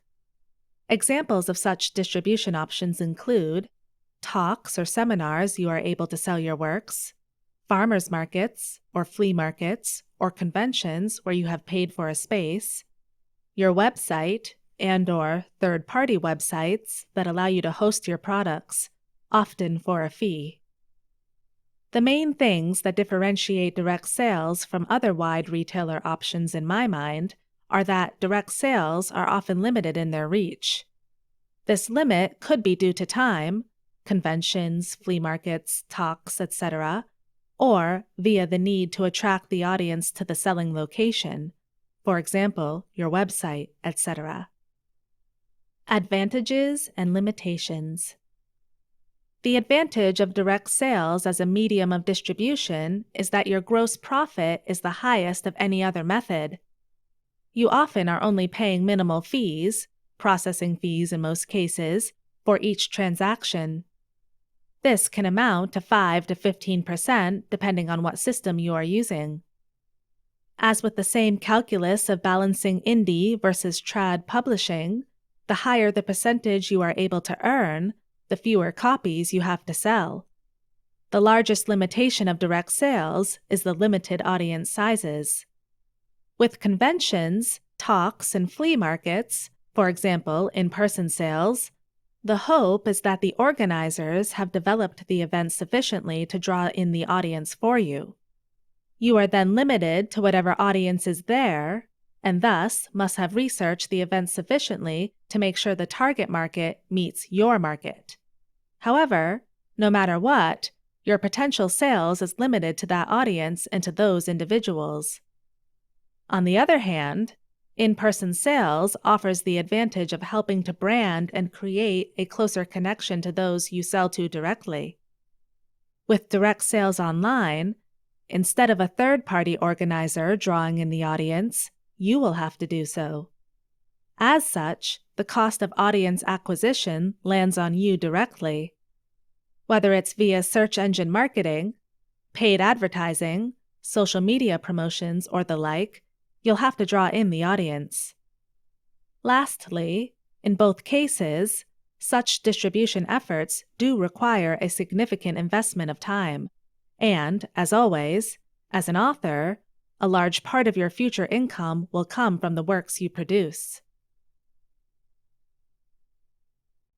The fourth P of marketing, promotion.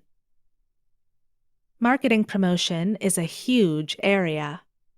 There are actual advertising agencies that focus on a single area of promotion.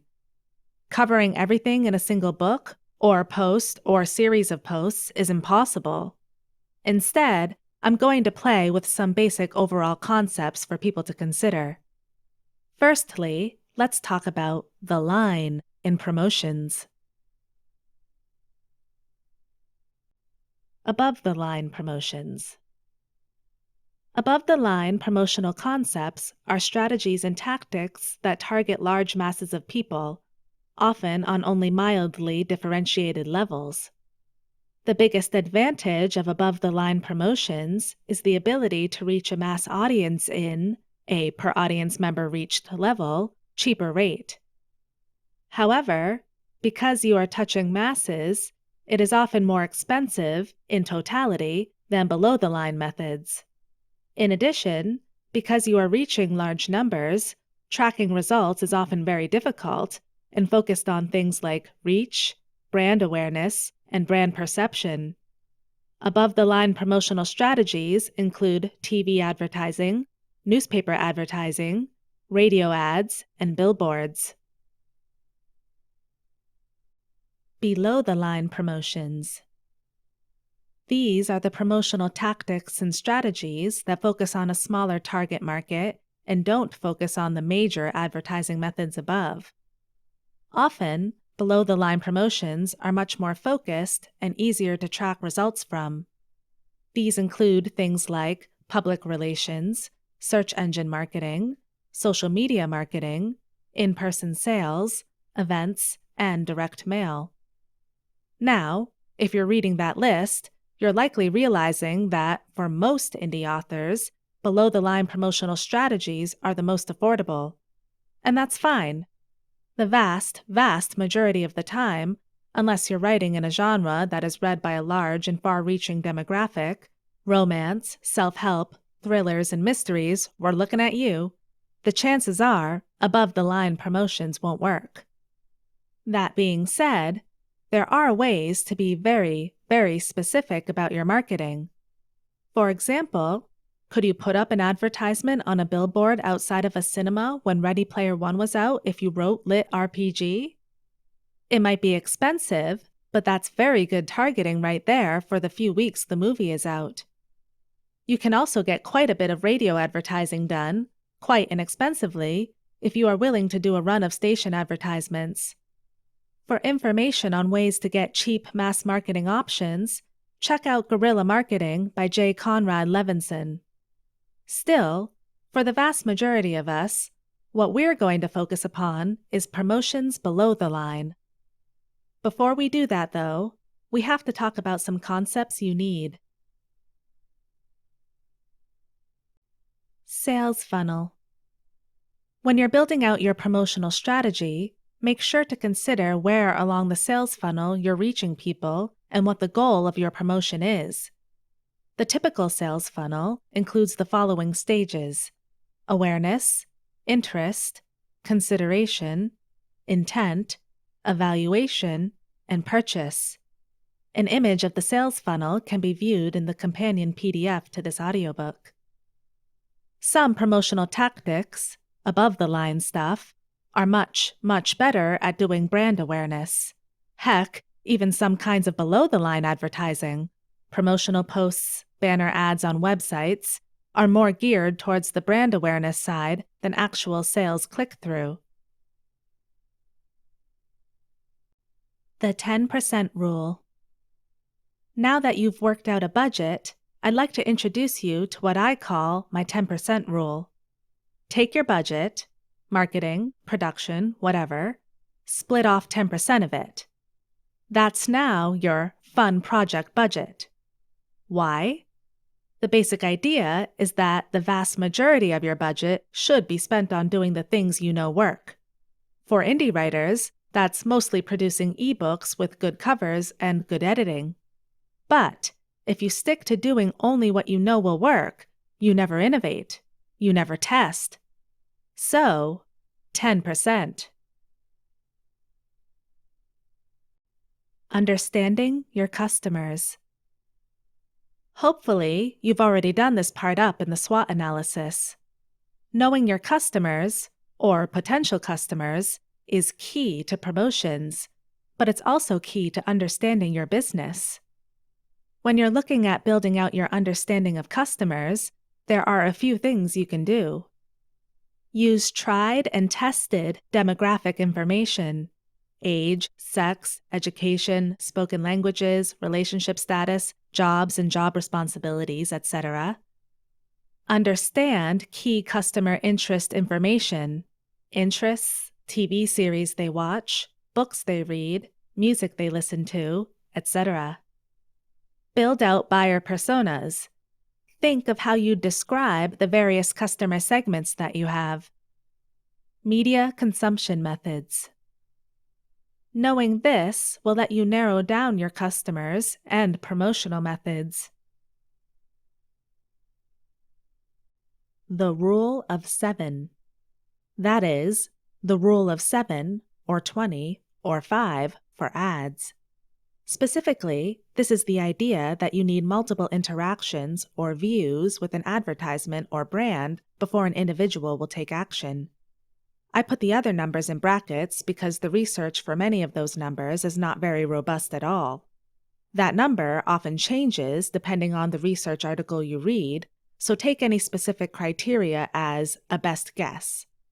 The idea is that you need repetition to break through the noise that an individual experiences. Some research studies show that individuals are exposed to hundreds of brands within a few hours of waking. The first instance of this rule came back in the 18th century by Thomas Smith. This is the full quote. "The first time people look at any given ad, they don't even see it. The second time, they don't notice it. The third time, they are aware that it is there. The fourth time, they have a fleeting sense that they've seen it somewhere before.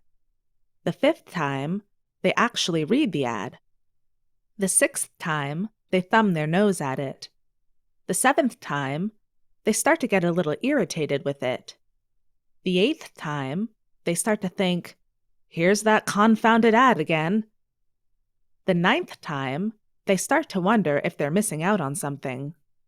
The 10th time, they ask their friends and neighbors if they've tried it. The 11th time, they wonder how the company is paying for all these ads. The 12th time, they start to think that it must be a good product. The 13th time, they start to feel the product has value. The 14th time, they start to remember wanting a product exactly like this for a long time. The 15th time, they start to yearn for it because they can't afford to buy it. The 16th time, they accept the fact that they will buy it sometime in the future. The 17th time, they make a note to buy the product. The 18th time, they curse their poverty for not allowing them to buy this terrific product. The 19th time, they count their money very carefully. The 20th time prospects see the ad, they buy what is offering. Since then, we've had other people come up with various numbers, but how true is it? You are not the market. As usual, I've seen a lot of comments about how they buy things immediately or not at all, or I've never bought anything from an advertisement. Setting aside the significant amount of research that shows people do not know what they are doing, it is worth remembering you are not the market. It's why 𝗏𝗶𝗴 𝗦𝗁𝗏𝗆 spent hours and hours watching security camera recordings of how people moved through a store. It's why usability designers do eye tracking studies. When you're marketing, put aside your own prejudice and conceptions of what you'd do. Look at the data and research. Real-world experience. That being said, didn't I just say that I couldn't find research showing the number of repetitions required? Yes, but research has shown that you need repeated repetitions to increase everything from sales to brand recognition. I'm not going to dig through the numerous marketing studies to find the information. Instead, I'll just tell two stories. Firstly, in the early 2000s, a major financial organization was running advertisement in print papers. Specifically, they were running a couple of full-page and half-page advertisements for the usual brand awareness reasons. A smart marketer decided, instead of running a couple of large ads, they would test something out. They took their advertising budget and, without making it smaller, worked with the newspaper to create multiple smaller, less expensive advertisements. These advertisements were split into sections across the entirety of the paper, from the news to entertainment sections to classifieds. Instead of 2 or 3 ads, they now had 10 or 20, or more. I don't actually recall if they even gave the number. Guess what? Brand awareness and recognition shot up by a significant number after they started doing this. Significantly enough that the organization actually won the Canadian Marketing Award for the year. The story struck me because a short time before that, I was running a test of my own. We'd created a new website for a product I was selling. We hadn't done any marketing or advertising, so I had almost no visits and definitely no sales. We then ran an advertisement, print ad, half page, in a single magazine. That's it. One advertisement in one magazine. It came out once a month. We booked for 3 months at the time, all to test the efficiency of that specific magazine. Here's the interesting thing. First month, $350 in sales. Month 2, $500 in sales. Month 3, $1,200 in sales. What changed? Nothing. We still received almost no organic website visits. We had no search engine equity or rankings. The only thing that promoted the site was that single advertisement in that single magazine, repeating 3 times. Now, there's an argument that people couldn't afford what we sold. It was a bit expensive, and so had to wait for the first few months to get their money. And that might be true. But I have a feeling it's more the constant repetitions. The takeaway. Consistency and repetition of your brand is important. When building a promotional campaign, build out for the long term with multiple touchpoints. You need to do so to push people down the sales funnel. A single campaign burst might see quick results, but a long-term campaign will see bigger results in general. You have to keep touching your demographic, making them aware of you before they'll act. This should influence what you intend to buy because some markets, see print newspaper ads, are too expensive to do on the regular. Promotional calendar. Lastly, I want you to build out a promotional calendar. Grab all your books or series and set them down one side. Then, across the top of the calendar columns, the months. Now, you can start inputting the various methods that you're going to use for the various series. Things you want to consider when building a promotional calendar are the danger of overlapping promotions. For example, if you have 3 series, promoting all 3 in the same month will be expensive, creating a huge spike in sales, hopefully, and mess up benchmarks. If you are promoting all 3 series, there is no way to tell if you are gaining fans who might be reading over into other series rather than just stopping at your first series. Ongoing and blast promotions. For example, AMS marketing services, AMS ads, are pretty much ongoing promotional methods. You turn them on, you tweak for optimization, but you shouldn't be turning them off if you're doing well, especially for book 1s. On the other hand, newsletter promo sites are often blast promos. The email newsletter goes out, sales spike, but you don't have another promo continuing at the same time. Coinciding promo sales with promo periods. This is pretty basic, but if you have only 5 days for cheap or promo sales, for example, if you are in KU, you need to know when those are when you get them refreshed. Not knowing that can cause problems. New release months and promos set up for those release months. Maybe you have book 4 coming out of your ongoing series. If that's the case, having a promo of book 1 a few days before or during the release of book 4 might make sense to drum up interest and/or drive sales to your books by working with the rank increase. Benchmark months, for example, months where no new promotional opportunities or sales are occurring, are important too. Just because you can run promos all the time doesn't mean you should.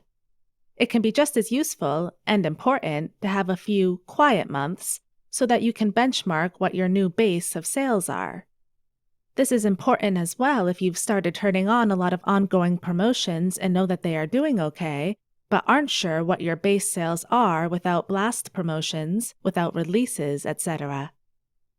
Having a few quiet months can give you that period where you can tell that your new base is $2,000 on that $300 ad spend. Seasonal or annual bias and other events. You might want to consider how certain periods can affect your sales. Certain books sell better during the summer months, others in winter. You can also check against the promos that trad publishers do. Often they gear up towards the fall or winter season, so it might be better to avoid it depending on your genre, etc. Heck, even your competitors in the niche might be important. If there's a single dominant author, you might want to avoid releasing when they do. Lastly, you'll want to consider cash flow when creating your promos. If you have low or high sales months, for example, release months, you might want to consider how that'll affect your ability to pay for your promotions, as well as what you can do to bolster low sales months up and generate a more consistent flow of revenue. That is, if you want or care about that. By the way, along with the promotional calendar, I also use a simple Google Calendar that is much more specific about changes. I might put on the Google Calendar the date I put something on pre-order, the date I change a blurb, the date I switched up my ad copy, or when I started A/B testing multiple ads. Having both a general calendar and specific calendars are important, especially when you start looking 3 or 4 years in the future. The Basic Promotional Toolbox. We've now covered the theoretical concepts of marketing promotions, the tools that you need to have a proper promotional strategy, and what you need to consider when building out your promotional calendar. Now, let's discuss the basic building blocks which I think should be the core part of any promotional toolbox. Author website. Firstly, you need a place where your readers can find you and, just as importantly, find information about your next book and their release dates. Read that again. That is the most important information your readers are looking for when they come to your website. You need to let them know when book 2, 3, 4, etc. is going to be released and when and/or where they can buy those books. Everything else is superfluous unless you are trying to make yourself the brand. In that case, then yes, your website will need to have your branding content on it, pictures of your kittens, the food you cook, daily musings, etc. For most, though, you'll need a contact page, a series page with links to where to buy your book, and new release information. That's it. I use WordPress myself, along with a bunch of plugins. You can add things like Google Analytics and the Facebook Pixel, as well as Amazon Associate accounts to your website to add information. They are all useful, but not necessary. A contact page, a series page, and new release information? Necessary. Lastly, a website is a great place for you to start converting browsers looking for information into newsletter subscribers. There are numerous ways to integrate website forms, and most of them are really simple. A newsletter. Next up, you need a newsletter. I'm going to recommend that you use one of the newsletter systems out there, like SendFox, MailerLite, etc. This is because they are set up to handle mass emailing and to deal with the privacy and other legal concerns about emailing people. For example, did you know that you need to have an address on your newsletter that people can send mail to? Yes, really. I generally recommend that you create 2 mailing lists. The first is the organic mailing list, those people who subscribe to your newsletter off the back of your books, off your website, or Facebook integration. The second mailing list comes from use of other mailing list sites like StoryOrigin or BookFunnel. You'll have to build that list slowly, and generally, you'll have to build it via giving away free books, chapters, novellas, or short stories. We'll discuss stuff like that later, but realize you want to separate these lists. The reason for the separation is simple. You get different levels of open rates. You want to safeguard organic lists with your life, whereas the other is more likely to have individuals who are overall less interested in you. Check out Tammy Labrecque's book, Newsletter Ninja, How to Become an Author Mailing List Expert, for more information. A social media account. If you're a beginning author, realize that the vast majority of the time, spending money to promote your work is going to be a negative return on investment, ROI. There are ways around that. AMS can be good at that. But in general, without multiple books and multiple books in a series, you're going to be losing more money advertising. In that sense, building a social media account and interacting like a consumer of social media with potential fans will be the cheapest and most cost-effective manner. I don't mention which social media sites to use for two reasons. Your personal inclinations are important. If you use Facebook, that's where I'd point you at. If you use Reddit, the same. Where your target market hangs out. This might not be the same as above, though you'll find quite often with the larger social media systems that there will be groups. The size of those groups will vary. Example, I really don't think there's a huge lit RPG group in Pinterest. I might be wrong, but I doubt it. One thing to consider is to look up the demographics of each group. Pinterest leans more towards women, Facebook these days is filled with older people, and TikTok is where the young and cool are right now. In either case, remember to be part of the community first. Join the various subreddits, Facebook groups, Twitter conversations, etc. as a regular part of the community before you begin advertising. Being genuine will make your social media promoting work much better, rather than running in and dropping a post. That's a very good way to get yourself banned. Amazon Author Central. Yes, Amazon is evil and a monopoly, etc., but it's still a good idea to make sure you claim your own books on Amazon Author Central and make sure all your books are set up there. It's also useful to keep an eye on your books and make sure they are all listed as a series and all your paperbacks, hardcovers, and audiobooks are linked. All this can be done via emails to the contact form or via their new series page formatter in your author account. And that's it. Those are the basic tools. Later on, you'll want to start looking at advertising, which we'll talk about. However, if you're just starting out, the above is the minimum I'd recommend you start with. More advanced promotional options. I'm going to start naming a few other tools I make use of and the various main promotional options. I'll cover each briefly, but realize that most of these require a significant amount of time to get right.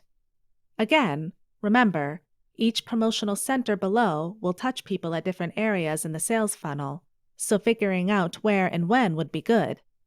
Let's start with some of the most common. Amazon Marketing Services, AMS.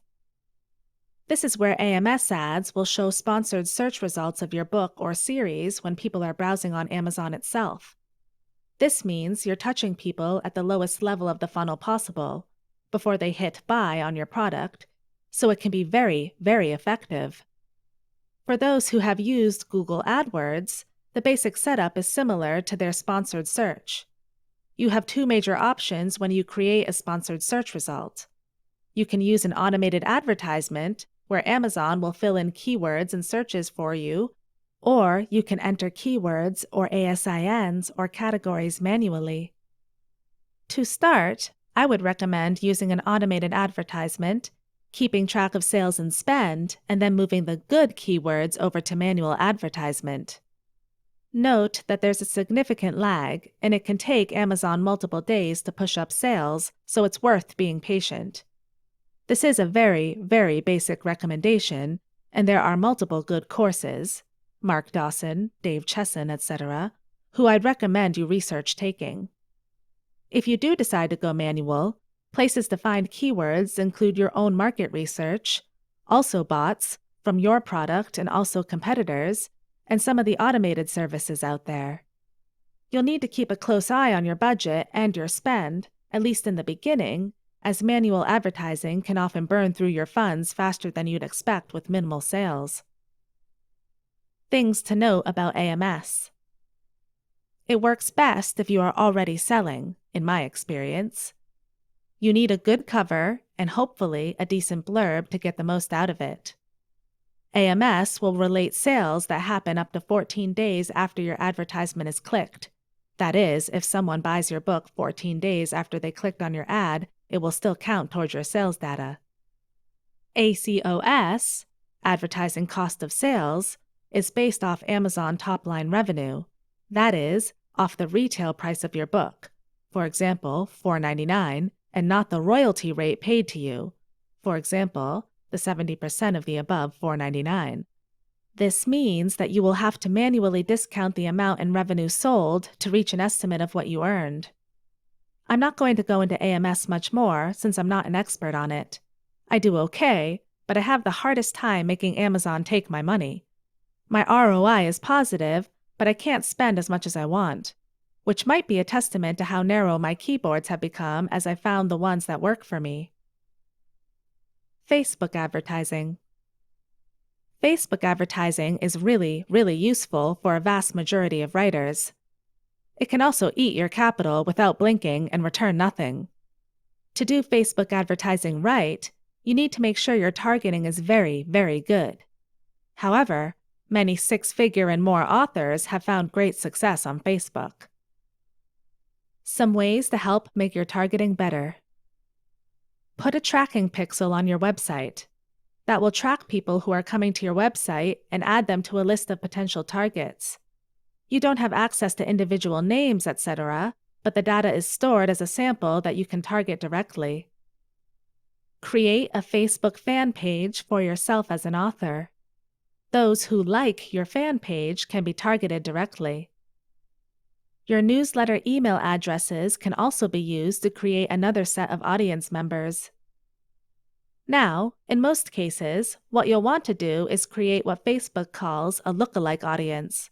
That is, you take any of the above audiences, or more, there are a lot more ways of getting audiences not listed here, and have Facebook create a lookalike audience. This will expand the audience to 1 million or 2 if you have the right numbers. After that, it's all about testing. What do you test? Which lookalike audience interacts the most with your ads, which ad copy and ad design works best, which landing page will get you the most sales, which landing page or book will get you the most read-through, not necessarily the same thing as above, and more. You can test and develop a ton of things with Facebook.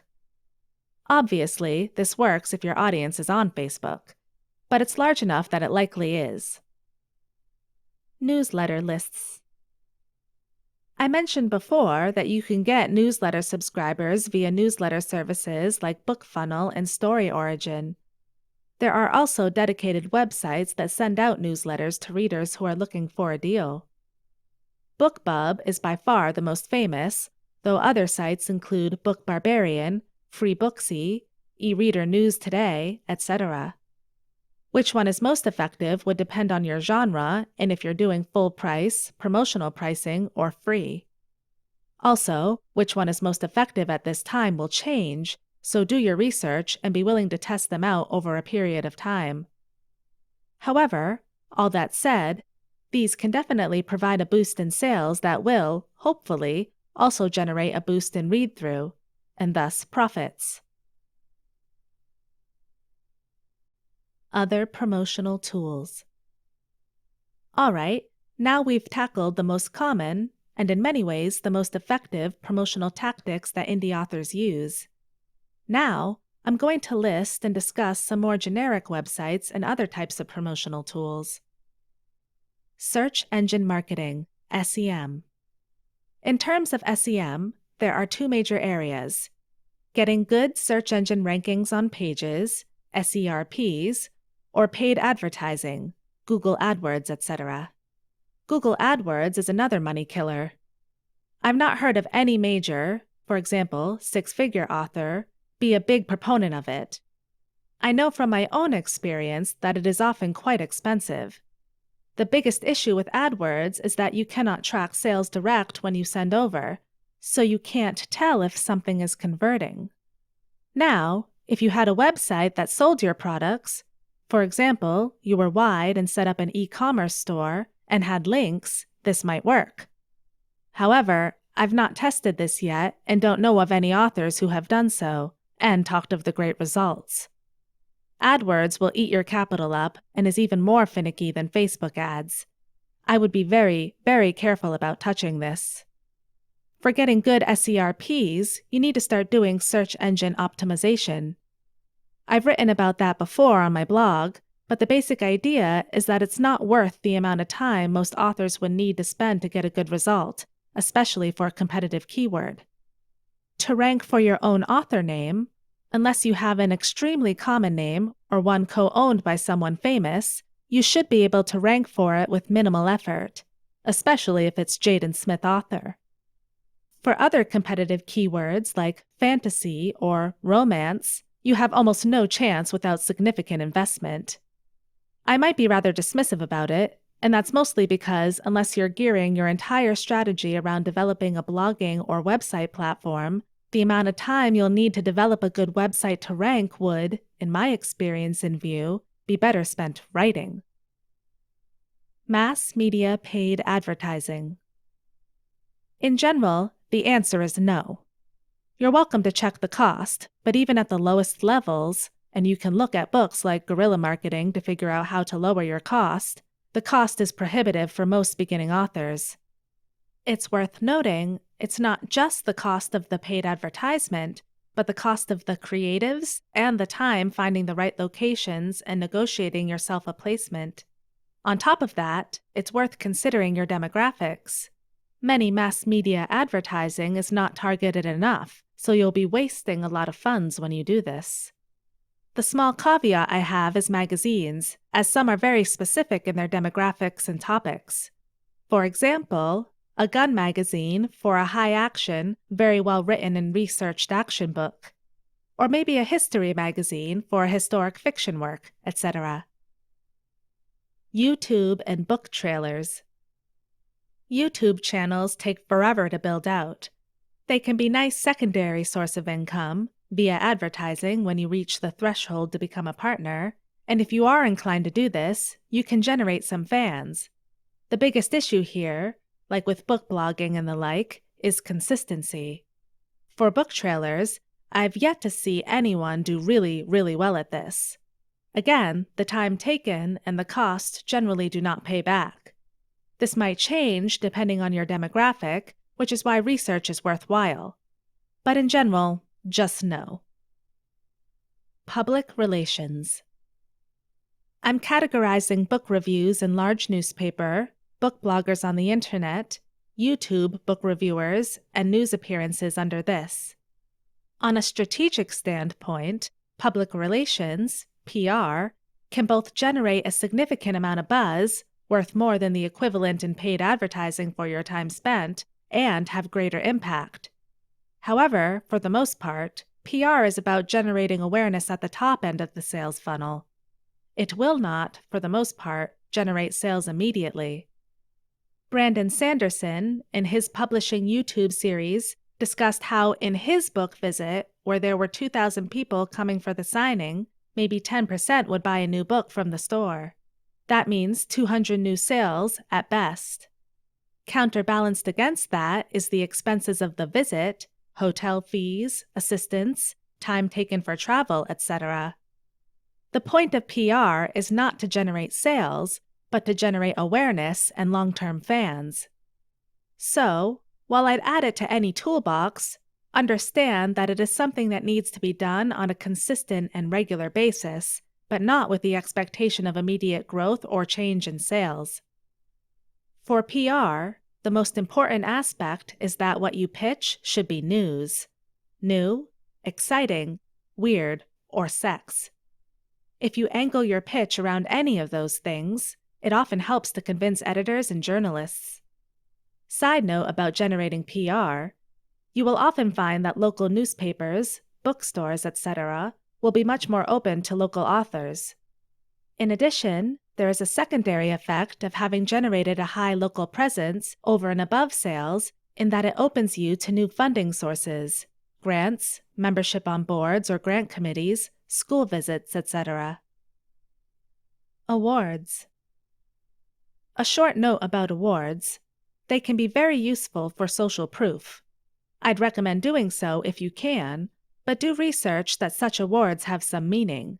There are a ton of scam awards that are more paid to play and have almost no recognition. I would further point out that anecdotal evidence by those who have won big awards like the Hugos, Nebulas, etc., that they often see low to minimal increase in sales due to the winning of the award. The effect might come down further the road as further social proof, and on-page or in-hand conversion rates if said awards are promoted, but direct correlation to sales are low. That is, by the way, the same for bestseller tags like USA Today bestseller or New York Times bestseller. They are useful social proof, but will not, in itself, increase sales of your work. Conventions, farmer markets, and other in-person sales. Generally, these can be useful for generating a small amount of sales and a low level of familiarity and income. Again, like many things, repetition often helps.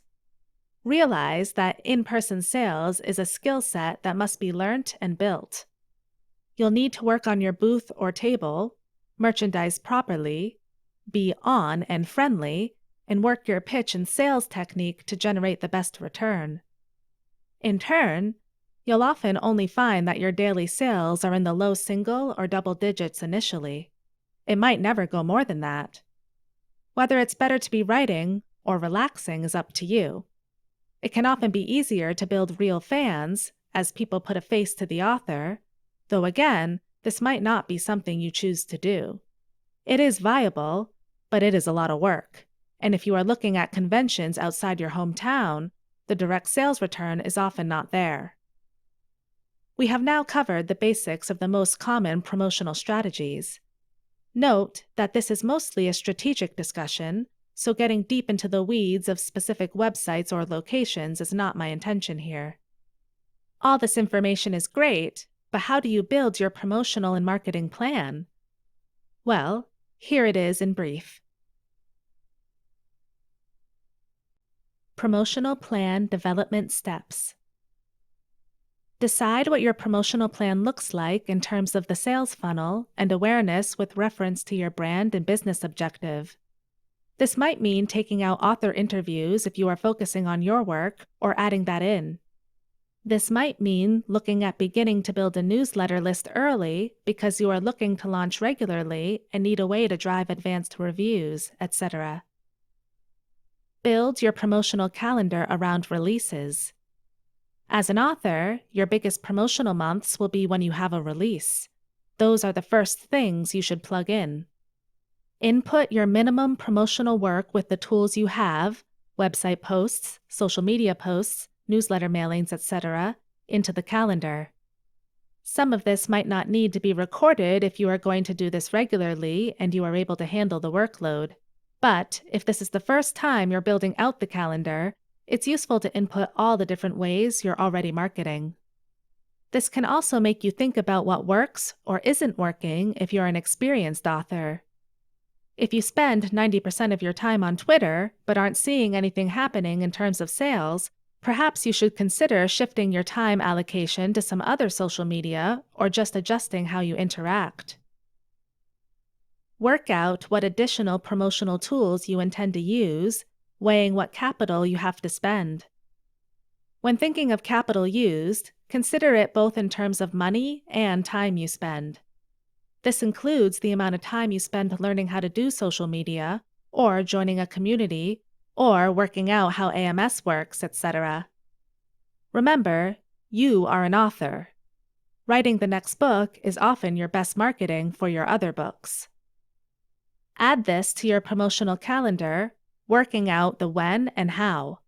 Add sales promotions, see pricing, on top of that. Often, adding sales promotions to a newsletter blast or a Facebook marketing campaign can boost the conversion rates and elicit interest.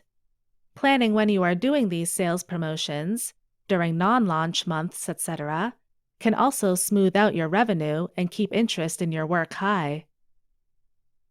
Revise the calendar when you realize you either spent too much or are committing to too much work. I'm not joking. You'll find you want to do everything. You can't, especially if you are learning something new, like Facebook or how to build a website, etc. Try to only schedule one new thing a quarter unless you're very experienced. Print or reference work as the year goes along, recording what works and what doesn't. Remember, it's always good to have goals that you can track and record against. Not knowing if what you are doing is working or not can be really tough. Revise the calendar when required as results come in if necessary. I'd look at every 3 months or so for a revision, maybe more or less as your writing schedule changes too. Examples. All right, we did a ton of theory, but let's talk a few examples. Bob. We'll call example 1 Bob. Bob wants to write a book. He's not sure he ever wants to write more than one. It's kind of a bucket list item. He's thinking what he'd like to write is a biography of his grandfather, or perhaps a full historical war novel about World War II. Realistically, Bob's not sure he'll ever do more than a single book. He's written most of the book based off his grandfather's stories, but he's not certain how well written the work is since this is his first attempt. In this sense, Bob's not a career writer. Not yet. His dream isn't to make a living out of writing, but to see his book published. He'd prefer a bookstore, but he's open to the idea of indie publishing. When asked about timeline, Bob's uncertain. He doesn't have a need to get his work done soon. His grandfather is still healthy and able to answer further questions, though Bob would prefer the work to be released before his grandfather passes. In that sense, faster is better. Knowing that, Bob can begin working his career and marketing plan. First, he decides that he'd rather have it released faster than wait for an agent and go trad pub. He'd need to do a lot more work, and he's still not sure of the focus of his book. So, he has to figure out his product. Research shows that there's more of a market for historical war fiction than a memoir, so he decides to shift the book in that direction. He decides that he's too new to really know how to write the book properly, so he knows he'll have to get the full suite of editors. Since he's paying for at least a developmental editor to assuage his personal concerns, he figures there's no point looking for a small publisher who might take him on. He just doesn't have a product ready for them, and by the time he does, he'd have to spend a large portion of his budget anyway. In terms of product types, well, he wants a hardcover edition for his own personal use. A paperback seems a decent option, and maybe large print for his grandfather.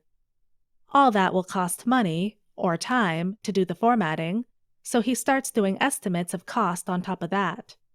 Audiobooks are put aside, though, since he knows his budget is going to be eaten up by editing. When it comes to pricing, Bob wants to break even more than anything else. In that sense, he decides he's going to go in with a higher base price, put it on KU since that'll let him sell it cheap at the same time. Adding the paperbacks that he'll have created, he feels it'll definitely anchor the price better. Distribution-wise, since he's going with Kindle Unlimited and Amazon, Bob's pretty set. He needs to use a POD printer, like Ingram Sparks, but that's not a major issue, and Bob knows that he'll probably not sell a lot of books. The large print edition isn't likely to sell much either, but that's for his grandfather, so it's a cost he's willing to bear even if it makes no business sense. He also likes the idea of KU and being Amazon exclusive, since he doesn't want the hassle of managing multiple accounts. Having one account to worry about for the most part works for him, since he has to do all this in between his full-time career. That just leaves promotional strategies. Building a website seems a lot of hassle for one book, so he decides to skip that. Bob still uses Facebook, so he doesn't mind creating a Facebook author page and getting an Amazon author account. A mailing list seems to be more work than he's willing to do, and he figures it's only useful for future books he will not release. So, he's chosen to skip that for now. He knows he could get people on his mailing list, but he has a large number of friends, which he'll just bother instead. It's not the best option, but it's easy enough for him to do, and Bob's a sociable person anyway. Along with joining Facebook groups and posting on the various forums about World War II history that he joined while researching the book, he figures that'll be a decent platform to be promoting. Bob glances at the other promotional options for spending money and decides he doesn't want to spend the time learning various other marketing platforms. It's too much work, and he just doesn't care. After writing it down, Bob's got a rough idea of what he's going to do. It's not the most robust of marketing plans, but it works for him. He gets back to writing, hoping that everything he's done will help sell some books and recover his cost. Now, remember, Bob's main goal isn't to make money, though breaking even would be nice. It's to have a published book he can point at and say, "I did this." In that sense, Bob's willing to spend money and come out at a loss, which is why he's compromising on so many portions of the promotional aspects. And that's one example. If Bob had more confidence in his writing, he might instead try shopping his work out to a small publisher.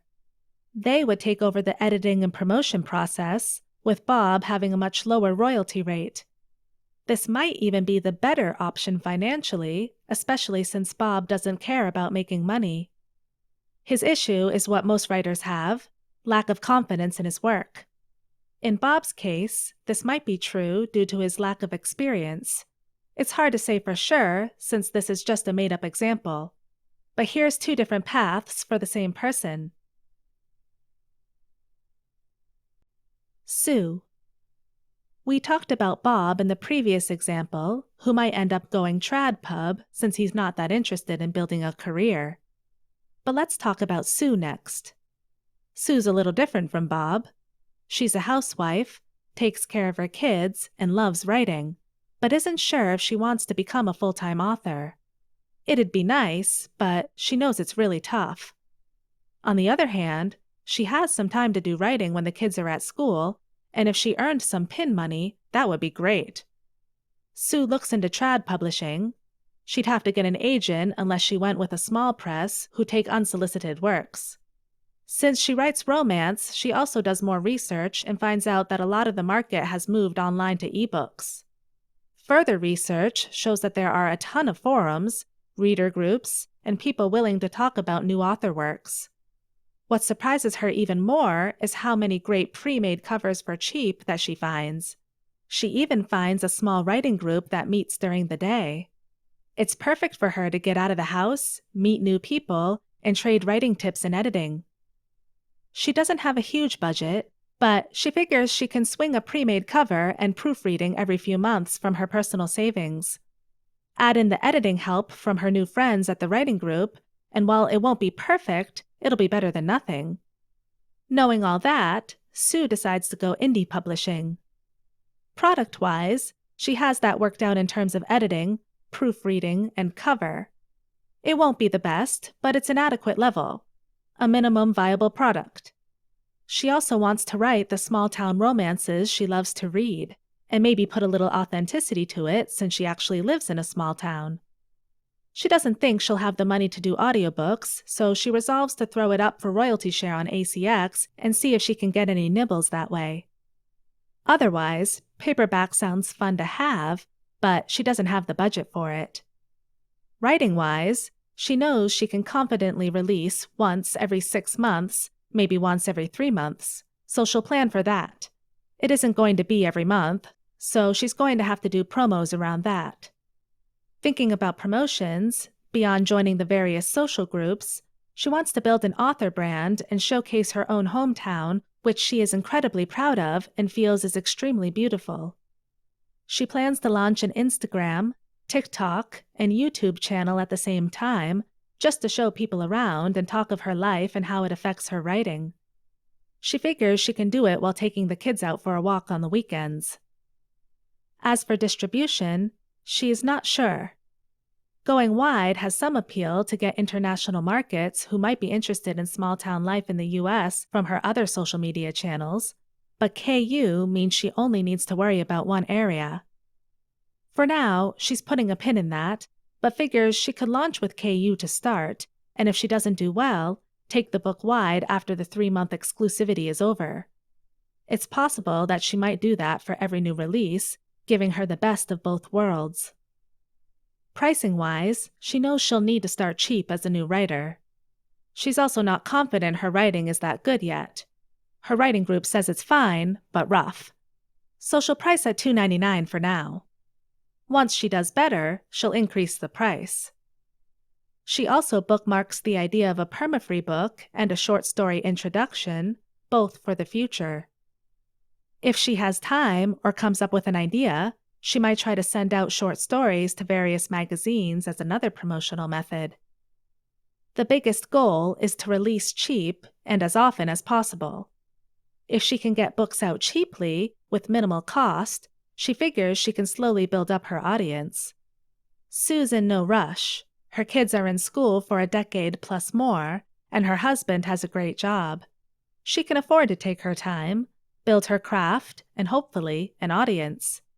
She'll revise her ideas once she has more books out and knows how her sales have been.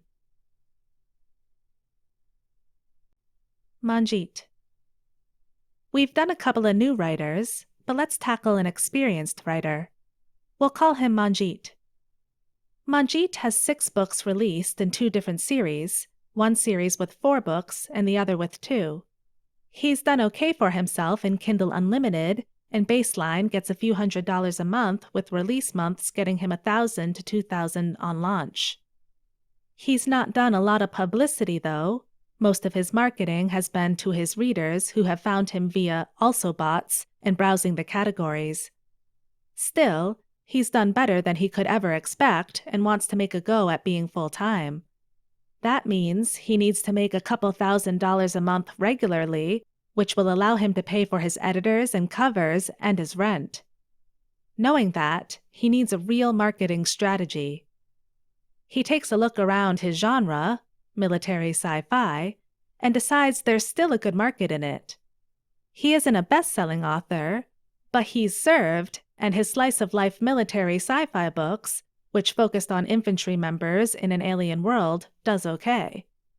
He's got great read-through for his best-selling series, of 4 books, and figures he can keep adding to it. His other series, of 2 books, is an offshoot of the same universe. Manjeet decides he can keep writing in the same universe, adding to the main series and the universe with multiple jump-in points. He has an idea for a military police series to delve a little more into the law and crime aspects of serving, and another for something a little more action-oriented. He's got a great series of products, but since he only has 4 books in the main series, he figures he'll focus on promotion of that rather than the other 2-book series. He'll get a 3rd book on that and begin marketing that while launching his 3rd, related series. He's a fast writer and gets a book out every 2 months, so it won't take long at all. Unfortunately, he doesn't have the money to make audiobooks. He doesn't want to do royalty share, but considering he wants to go full-time earlier than later, he decides to take the offer from an audiobook producing company to record his main series. With the money they gave him as an advance, he will record the other 2-book series so that all his work is in audio and reaches more people. He's been talking to some other authors, and he figures he'll use the money he has now and get paperback and hardcover versions of all his work done. He's also going to invest in some stock and spend time pitching his book at flea markets, farmer markets, and conventions. That'll increase his distribution options, and since he works as a salesperson during his day job, he has no issue with sales at such conventions. In fact, he relishes the thought of talking to people. Now, for pricing, he wants to try using a loss leader for Book 1 in his series. He's going to reduce Book 1 to 99 cents for both series and keep it there. That'll lower the barrier to entry and increase the total number of his readers. Since he expects to have multiple series, he believes that having multiple series at 99 cents for people to try will give him more points of entry. That will be helped by having them all listed in slightly different sci-fi categories. At the same time, he intends to go wide. Part of that is because where he lives, KU is not available, but he also wants an international audience. Americans seem to have an issue with his use of British spelling, so he figures he'll just double down on expanding wide. In addition, the fact that wide income seems more stable is very important to him. He does know that he'll lose some of his Kindle Unlimited income in the short term and that going wide takes a while, but stability is more important than speed for Manjeet. Knowing that he's going wide, Manjeet intends to use a lot of Facebook and promotional newsletter advertising. He also thinks he has a chance to get onto some panels and blogs, so he'll spend time writing news releases and inquiries to various bloggers and papers. He has a friend who works as a journalist who's willing to help him with all the public relations outreach and might even get him an article in the newspaper. Promotional free pricing with the various newsletter promos will be important to him, as well as building up his newsletter list. Both of those are high on his list, though he doesn't have time to build the newsletter list too much, so he figures he'll spend his time on paid newsletter promos for now. He plans on trying AMS, but he'll keep his budget very, very low. He might even kill it if he can't make it work. AMS for Manjeet is going to be his 10% off-the-wall spend. For Manjeet, the focus will be building up a stable source of income. That means getting himself out to as many retailers and distributors as he can. He can't afford to have huge swings up and down, as his own responsibilities are much more fixed. Wide distribution is the way Manjeet figures he'll do this, with fast and rapid release of books to build his backlist. Having multiple points of entry into his universe will also aid him, as it'll give him more opportunities to hit the elusive BookBub feature. In the meantime, he figures he'll see if he can build up some local or regional notoriety. If he can supplement his income with talks or craft workshops or in-person sales, that would be a bonus. 𝗠𝗿𝗶𝗴. As one final example of the way you can use the information within to develop a marketing strategy, we'll talk about 𝗠𝗿𝗶𝗴. 𝗠𝗿𝗶𝗴 is a traditional published young adult author who managed to be signed by a traditional publisher, but the publisher subsequently dropped her due to low, for them, sales. She managed to sell just over 3,000 copies, which unfortunately wasn't sufficient for her publisher to keep her on for the rest of the trilogy. Now, having dealt with the disappointment and having no luck in the last few years shopping around a new series, 𝗠𝗿𝗶𝗴 decides that it's time to indie publish. She's got a few things she needs to consider. First, she starts reviewing her contract with her publishing house to find out whether she can indie publish the remainder of her original trilogy. If she can do that, at least she won't disappoint her fans. It looks like she should be able to get her rights reverted for the unpublished sequels, but she needs to make the request and send some letters to trigger the revision process with her publisher. Next, because she has this other trilogy written and ready to go, she's trying to decide what to do about it. She's not sure she can do the indie author thing of releasing quickly, but she does have this trilogy all written already, and she's halfway through in writing another trilogy. Realizing she's a slow writer compared to most indie authors, she decides her best bet is to rapid release her trilogies rather than releasing them as she finishes. It'll be more expensive in total, but she likes the ability to adjust her books once she finishes the entire series arc, so she resolves to do this. Financially, she has a number of author friends, some of who are willing to trade editing and proofreading services. This will keep the cost of her editing down, allowing her to spend on things like final proofread and a nice, expensive, on-genre cover. She plans to keep an eye out for cover auctions and sales, since she has a bit of time. In terms of distribution and pricing, she is vacillating between Kindle Unlimited and going wide. Due to her previous TradPub contract, she knows she has wide fans, most of whom might have picked up her work in print. However, doing POD means it will be expensive to get books out at a low enough price for them. After some thought, 𝗠𝗿𝗶𝗴 decides to try to crowdfund a print run for the remainder 2 books. If that works, she can provide paperback at a lower cost, get them into bookstores that might still be interested, sell ebooks, and throw them up on other retailers for those who missed it. Luckily, she's kept all the contact information of the people who interviewed her during the launch of her first book, and she believes she can get a few more interviews and reviews from book bloggers for the next few books too when she's ready to release. If her Kickstarter works, 𝗠𝗿𝗶𝗴 decides she'll stay wide and keep ebook pricing slightly higher than normal indies in the hope of keeping the same prestige factor as her other TradPub authors. That means around $5.99 or $6.99 per book. After all, she's already made her money back from the Kickstarter, so everything else she earns will be pure profit. In the meantime, she'll get her third series written, her second series edited and proofread, and find covers for it all so that she's ready to release. If she plans this right, she might even be able to release 8 books in a period of a year or 2 years. After that, it'll be a bit before she can release any further work, but she'll try to work on writing faster. Afterword. This work is my basic attempt at providing context to an author trying to navigate their career and developing their author brand. As mentioned at the start, much of marketing theory is, in my view, not a step-by-step guide, but a framework of thought. Use that framework to help guide your thinking, develop goals, and return to your marketing plan regularly to update as both the external environment and your own career changes. Understand that being an author can be a long-term career, one that requires a significant amount of time to establish and prosper within.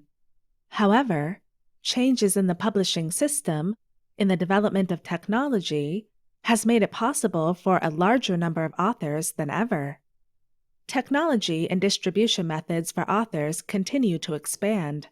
Opportunities continue to expand and, in some cases, close out. At the same time, there are numerous individuals and corporations attempting to prey upon new authors with predatory contracts, always get a lawyer to read over your contract before signing, and workshops that provide little additional information.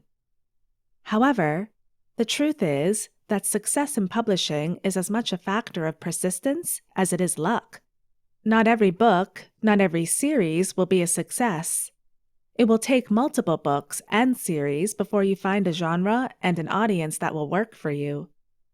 Even as an established author, I have released books that are flops, fewer than 1,000 sales after the first month. Persistence, luck, and willingness to continually learn will aid in you progressing your career. A marketing strategy will help decrease the weighting that luck will have on your career, but it can and will always be a factor. Lastly, while I have said this before, I want to reiterate. While this work is based upon marketing strategy development, as an author, as an artist, your ultimate level of success will depend upon your work. The product, how well written it is, will dictate if you manage to make fans. While work that is not well written can sell, a minimum level of quality is required for an ongoing career. If you've enjoyed what you've read, if you want more details, do note that I have an ongoing, weekly post on my site about the business aspects of writing. This includes ruminations about previous years, examples of sales and marketing tactics tested, often with numbers generated from my own books, and more. Feel free to browse it for free at mylifemytao.com or to visit my Patreon, where posts appear in advance. Further reading. In this section, I have compiled a list of helpful resources which cover both generic business topics and topics that are specific to publishing. Before you read this, though, realize that I have a general business degree and a marketing degree. I also ran a business for 12 years. I have read a lot of books, many of whom were just meh to me, because they reiterated what I knew with a nugget of information inside. While others that are good, for example, Blue Ocean Strategy, are less useful for authors. I built my business scaffolding over 2 decades, so this list is by no means exhaustive. I sometimes can't see the water I swim in. That being said, this list should give you an excellent start. Business resources. If you are running a business and looking to expand, the E-Myth Revisited by Michael E. Gerber is very helpful. The Harvard Business Review book for new managers will help you learn the basics of business, leadership, and how to read a financial statement.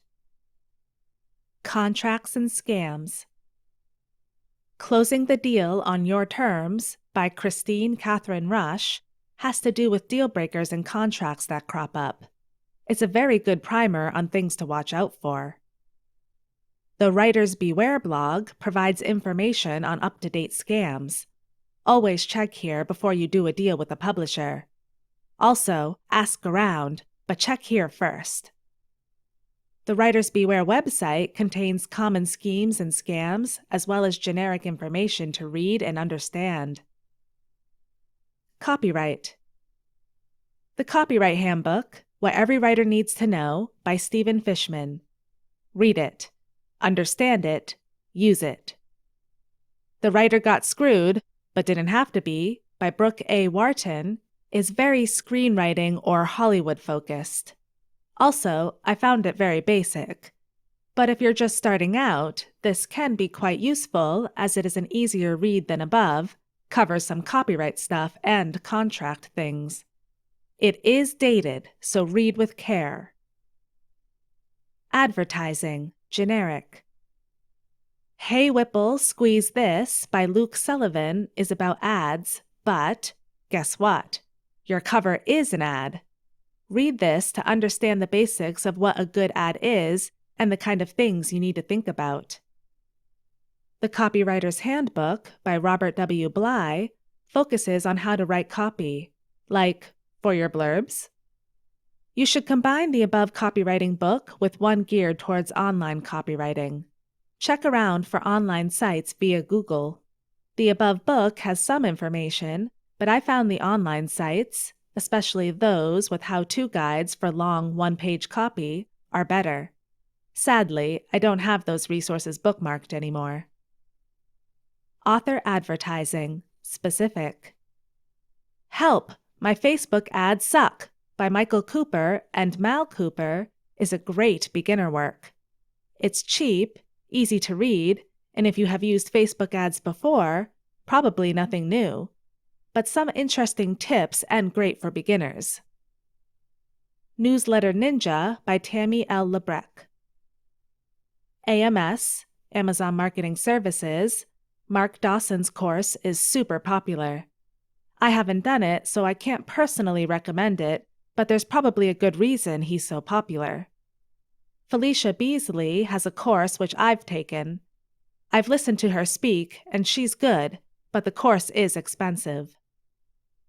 Authors with book series I think you should read. Successful Indie Author by Craig Martell is a great series if you're starting out.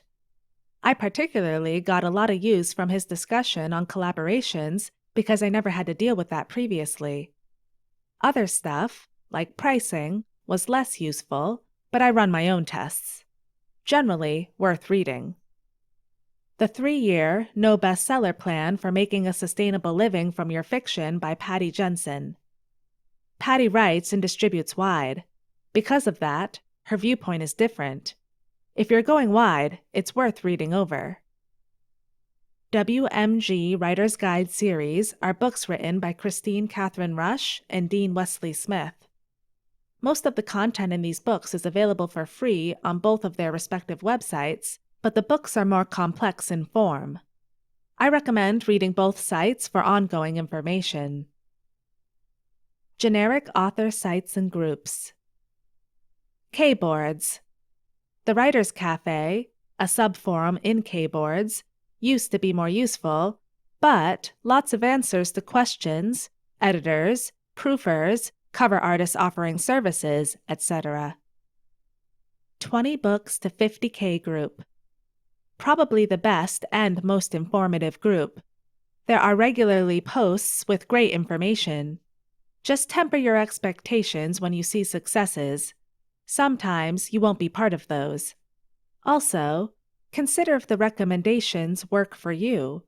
As they say, there are multiple paths up the mountain. Choose yours and use what you can.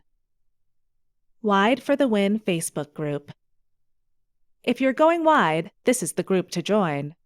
There is so much information with actual details and people reporting back on results.